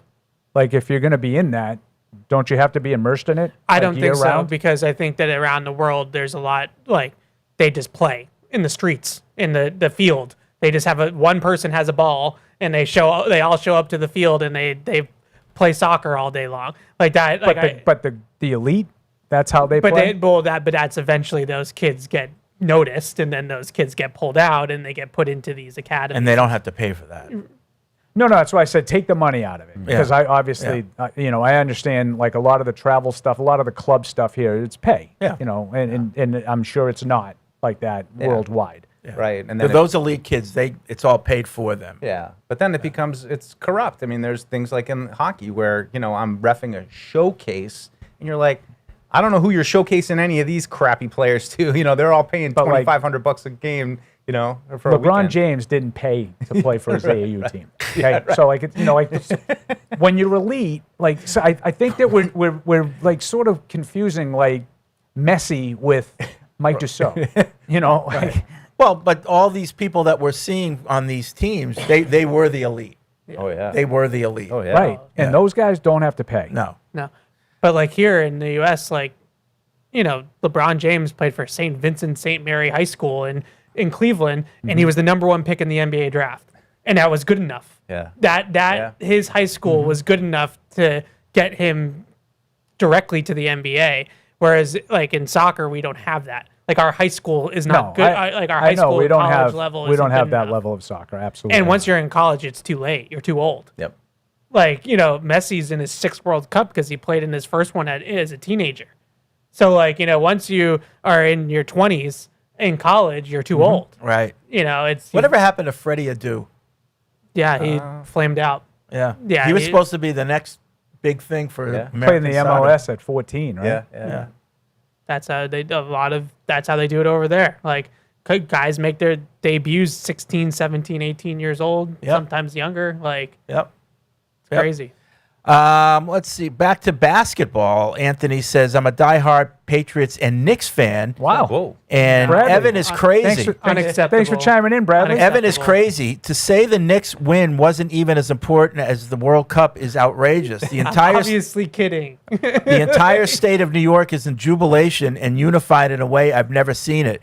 You can hate the Knicks. It's understandable, but you should be objective about the win. It's the most, if not the most, dominant runs in NBA playoff history. Okay, relax. It's a very dominant run. It was a dominant. 16-3 is 16-3. One of the Not most a lot of teams have dominant done runs that. in the history of the NBA. Well, name a better one. the Lakers in like 2000, I think, went 16-0. Did they? Okay. No one ever did Or that. like 16-1 or something like that. Okay, so 2 more wins. Yeah. I mean, it was close. Yeah, but like they also like we have to compare level of competition throughout and all. 16-3 is 16-3. They had a great run, and what more do you want me to say? I was obviously Just say that. I was kidding about the World Cup Okay. thing. Obviously. All right. I'm teasing. But it's so sensitive. Jeez. Jeff in Canada has a hodgepodge of sports thoughts, 3 of them. 1, I don't follow soccer all the time, but the World Cup is pretty darn entertaining. Yeah, Okay. I agree. 2, wall defending. 28-3 is way harder than what the Knicks did. From what I've seen, that is the popular opinion of sports fans. 3, Brady and Messi are very similar in careers. Both are established GOATs who seem never dropped off their entire career. Yeah. Okay. Who's a bigger GOAT, Messi or Brady? I'd say Messi. It's because worldwide. It is a more international Yeah, sport. yeah. That's fair. So you're talking about popularity? Popularity. Like Messi. Who's the biggest Yeah, GOAT? Messi for Yeah. sure. I mean, I would say Brady's a bigger GOAT. Why? Because football. Because it's football? We play contact But sports. America. Football's more It's America. But considering that, I couldn't even get it out. But considering soccer's been played for as long as it's been played, and it's played all over the world, isn't it harder to be the GOAT in soccer than Yes. it is in football? Yes. Yeah, you could probably make that argument. I mean, as somebody, but I mean, if you could just score like say 20 goals, like you're there. I mean, You're ridiculous. The first time I saw Messi play, though, and I know you guys make fun of me for my limited soccer knowledge, but it was like, oh my God, this guy No, can you move can with tell. a ball like you have never seen before. Like even someone know? like me, like I am such a like neophyte when it comes to Mm-hmm. watching the game. When you watch and you just look and you're like, oh, okay, that's him. Yeah. You can tell. He just Whoever it is, like Messi, or you know, like when we're watching Portugal play right now, and obviously, what did you say? I don't want to repeat what you Ronaldo. said about Ronaldo off there. Little washed. Okay, he More- was ready to say it on air. But they like Messi's thing though. I mean, he's fast now, but he was even faster in his peak. But like the way that like it's like the ball has a magnet. It's almost like he's almost like he's an elite athlete. It's huh? absolutely unbelievable how like it does not supposed to be that easy to keep the ball on your foot like that. It's amazing what he can do. Yeah, and like one of the goals, I think it might have been the ones that got called back. Like the guy like drilled a pass into his feet and it just stuck. Yeah. Like it just stopped. Yep. And a U.S. player that would have been like 10 feet away from him. Yeah, right. And it's like I don't have foot skills. It's like you see the guys with soft hands in hockey when Right. you know, go tape to tape. and- Yeah.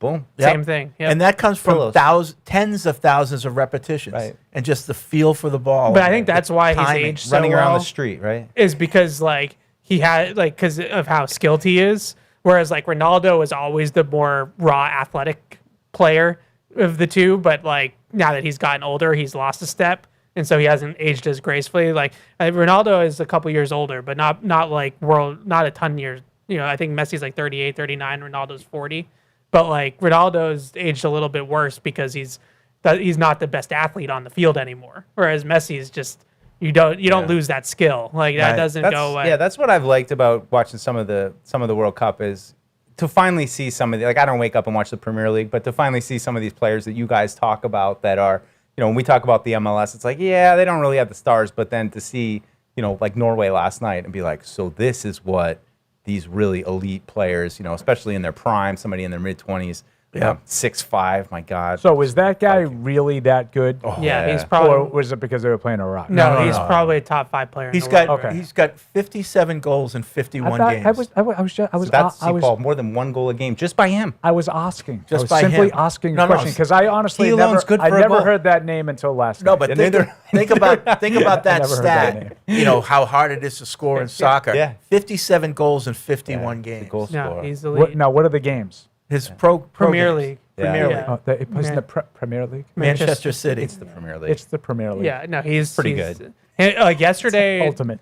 if you're a soccer fan and Mbappe let it off, and Erling Haaland played, and then Messi played. It was like this is unbelievable. Like it was a good night of soccer. Yeah, I did not realize that guy from Norway was in that class. Yeah, no, that's the realization I came to last night. Messi, obviously. Some people are calling him the greatest goal scorer of all time. I mean, he looks the part. I didn't even need. He's the Mike Bossy of soccer. Because we had an email that came out and was like, saying that Norway was going to be in the building and be careful around players, FIFA, all this kind of stuff. I'm like, who's this big player they're talking about? And I literally flipped the TV on and they were already up like 4-1 or something. I didn't know the name, and then it's the big blonde guy. I looked at him. I immediately knew who that was. Oh, I know. You look at him. He's got the ponytail. I saw that email and I started laughing. I was like, these people don't know who Erling Haaland is. You got to tell everybody what his name is. Like, I know. There's some tall blonde guy out there. I don't know. Yeah. But he's impressive. Oh, he is. You can just tell. I mean, he's like one of those guys. Like some of these guys, like AJ Brown, kind of just has that swag to him. You could tell just walking that he's probably good. Same way. But the thing about Haaland is, it's when he starts running that you're like, oh my god, well, he's kind of like bent over a little bit. His size, like it's just the speed. Yeah. It's incredible. He has a great motor. Mm-hmm. Like he going. Well, that one goal where they like made a lazy pass and he started bearing down on that goalie, and the goalie just pooped his pants. He literally pooped his pants. It's like giant Viking. It's like your Viking nightmare. You gotta go towards the ball, my guy. You don't want to wait for it. I know. It's the same in football. Like if a quarterback throws you a pass, you don't want to wait for the ball. Right, you want to go attack the football. The catch point. You can't pass back to the goalie and then have the goalie start backpedaling. That's not going to work. Karen on Christian, you all are incredibly patient. Christian from LA doesn't have anything positive to say or any questions to ask. I'm curious how much longer you'll tolerate him. I hope he doesn't make the rest of us fans from California look bad. Keep up the great work. So he is really holding on to the Vrabel bit. He's trying to bring some controversy to a show where, like, let's 3 face months. it, we're not. I think we can. We're not. Yeah, I mean, just find. We're not here to like censor what people say. Like if they have differing views, like I'm not asking him to censor.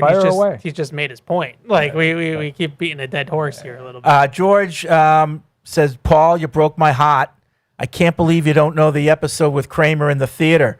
I always tell my wife, babe, Fred and Paul from my show quote Seinfeld like I do at a high level, and then you forget all the jewels from that episode. You got Lord Braun, Jerry in the glasses buying $100 worth of gum from Braun's Connect.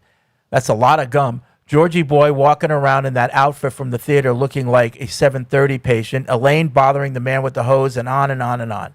Yeah, it was a good episode. There was a lot there. It's tough.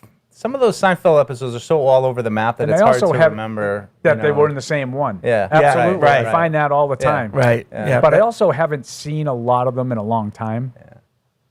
I haven't either. I did see They're Real and They're Spectacular the other day, though. That one was on. That's a good Terry one. Hatcher, right? Congratulations to Larry David on the Knicks. In her prime, Terry Hatcher. Oh, yeah. Yeah. I think that was even before she was like really, really famous. Yeah. I think it was before Lois and Clark. Might have been around Lois and Clark time. Yeah. Let's see. David about Akis. Don't like the downwind drift here. Didn't do combine because of hamstring, torn labrum, stress in foot, but nothing about the knee. So did he conceal his injury or was it just a post-draft NFI? I think that's the question. Yeah, I lean towards a long-developing injury that was not disclosed, or did scouts goof? Hard to conceal a chronic condition, but looks like he did. What are the odds of IRF or PUP? What are costs if Patriots sign him and he's too hurt to play? Well, I would just say that just because, like, it doesn't necessarily mean that they missed it. I know that Vrabel's like demeanor probably gave off some frustration, but they might have known that he need to have a knee drain or something, something like that. And they might have known that. It doesn't necessarily guarantee that they missed it. No, there's no guarantees because we don't know what the answer is. Right. But it's something. I think there's a lot of people that have put a lot of different things out there, and one of them is right. If that makes sense. Yeah. I think a lot of the stuff in that email, there's probably some truth to. Well, we were I just don't know circling which it a little ones. bit last week. I feel like with the contract situation, and they want to protect themselves, and so there's. I just don't know. We don't know. The first thing to fall will hopefully be sometime in the next 6. The 7 guaranteed weeks. money will be the big question. Contract. Like that to the emailer's question, how much does it cut? Well, it depends on how much money they get. And I know Mike Reese's report didn't really shed any real light on what the situation is. but it kind of gave me a little hope.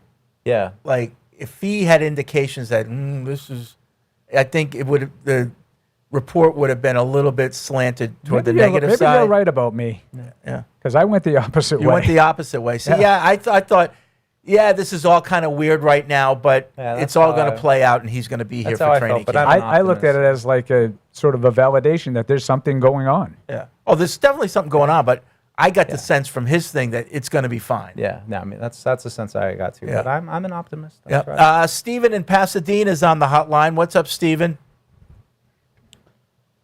Stephen, Pasadena. Nope. Okay. Sabah from North Carolina. What's up?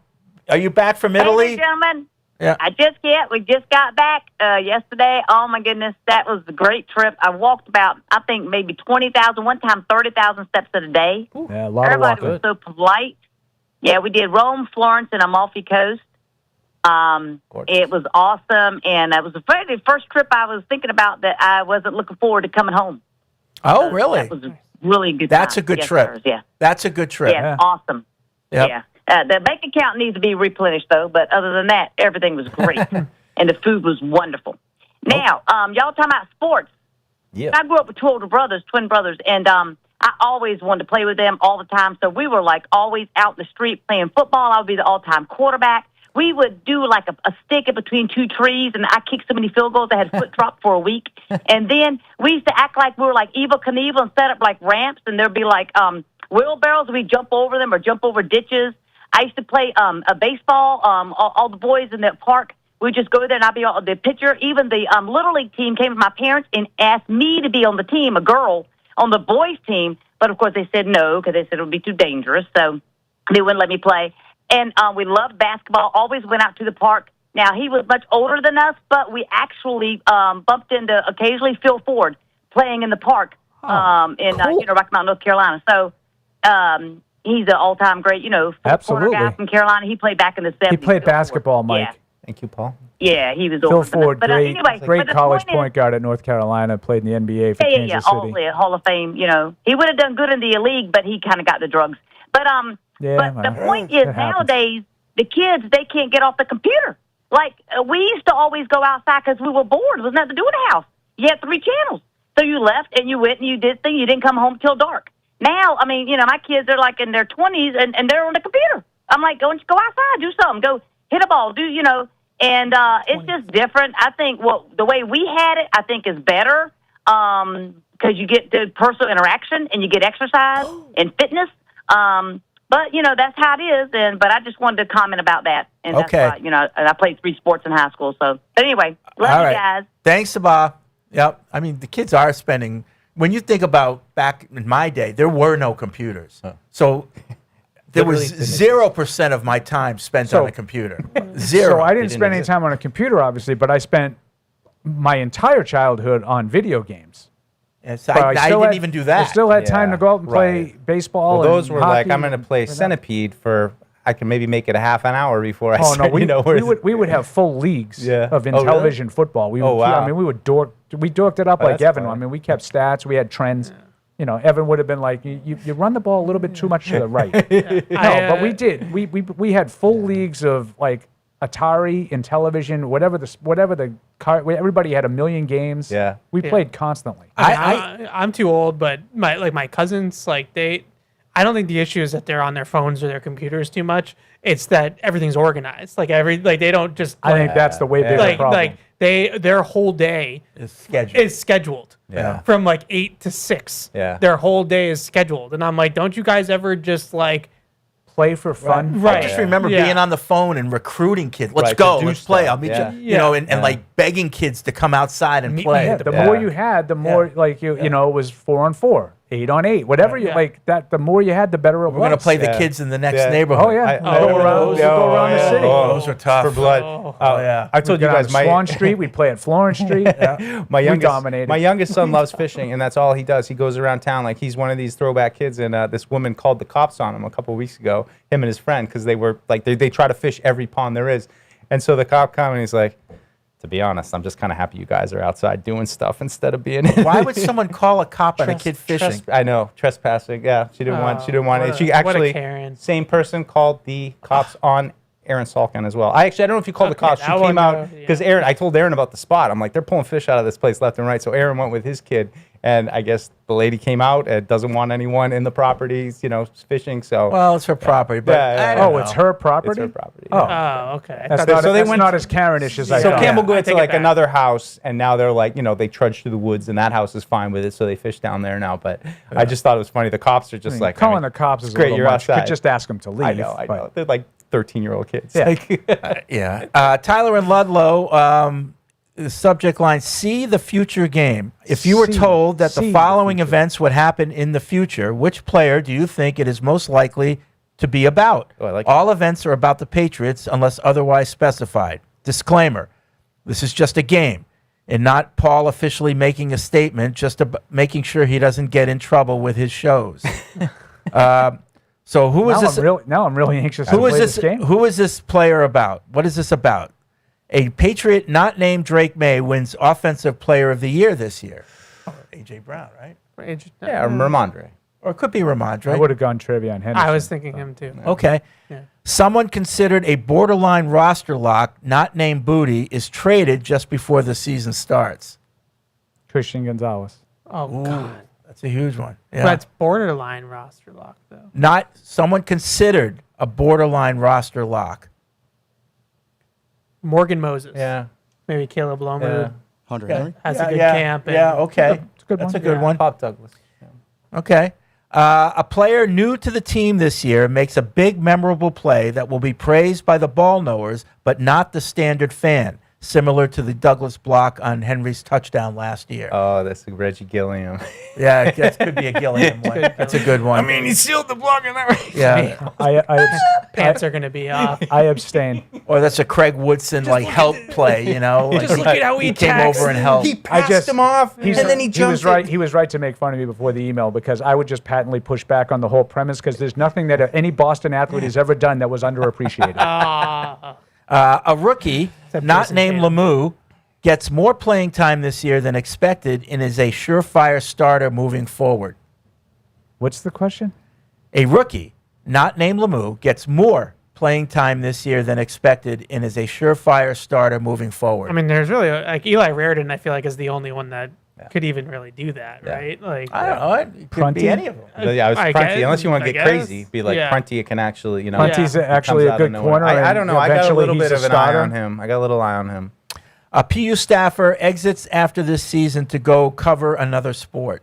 Oh, Another sport? no. Yeah, another sport. That's not happening.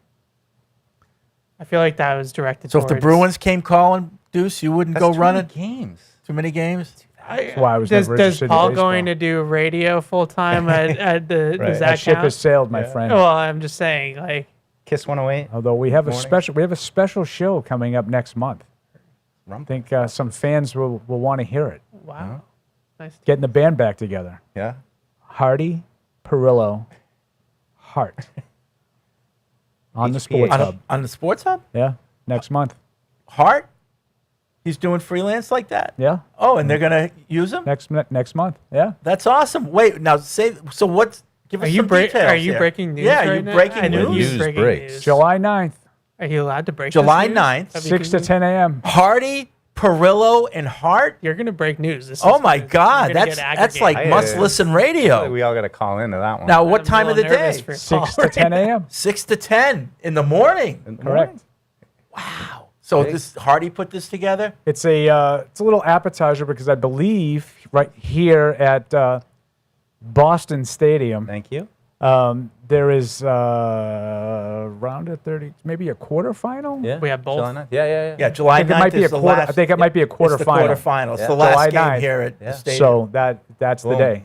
In the morning, 6 to 10, Hardy with Wake up. Paul and Andy getting the band Let's back together. A lot of good Talking, MLS. talking go. soccer. Talk a lot of quarterfinals. soccer preview of the quarterfinal course. I So didn't do you even think think that of that. 98.5 might be using Andy a little bit more? That I don't know how that's going to work out. I don't know. But he's getting one show. But he's getting at least one show. Yeah. Wow, that's great. I love it. Mutt Stack. Boston Radio Watch. All these people are about to aggregate Paul just broke radio news, and that's like a thing. Well, that's unfortunate because there should be better things to write about. But all right, I'm excited about it. Yeah, I am too. All right. I'm not. That's going to be it for this edition, a Wednesday edition of Patriots Unfiltered. But have no fear. We will be back tomorrow on our usual time, Thursday at 12. Stay tuned because Evan has 2 more hours of talking. 4 hours. And he doesn't of really have to Lazar. share it because he dominates Barth. He really does. Who's sitting in the other room He's right got now. Barth. Barth has one of those balls in his mouth with the leather and everything. And you know, Thank you, sir. Man. Evan is like dominatrix, just telling him to do things. Evan is dominatrix. I don't even know how to respond. All right, we'll see you tomorrow. Hey, this is Deuce. Thanks for tuning into the show. If you really want to help us, make sure you like us wherever you get your podcasts, like Apple Podcasts or Spotify. Also, make sure you follow us on the New England Patriots YouTube channel to see this show and everything else that we do here at the Patriots. Thanks a lot.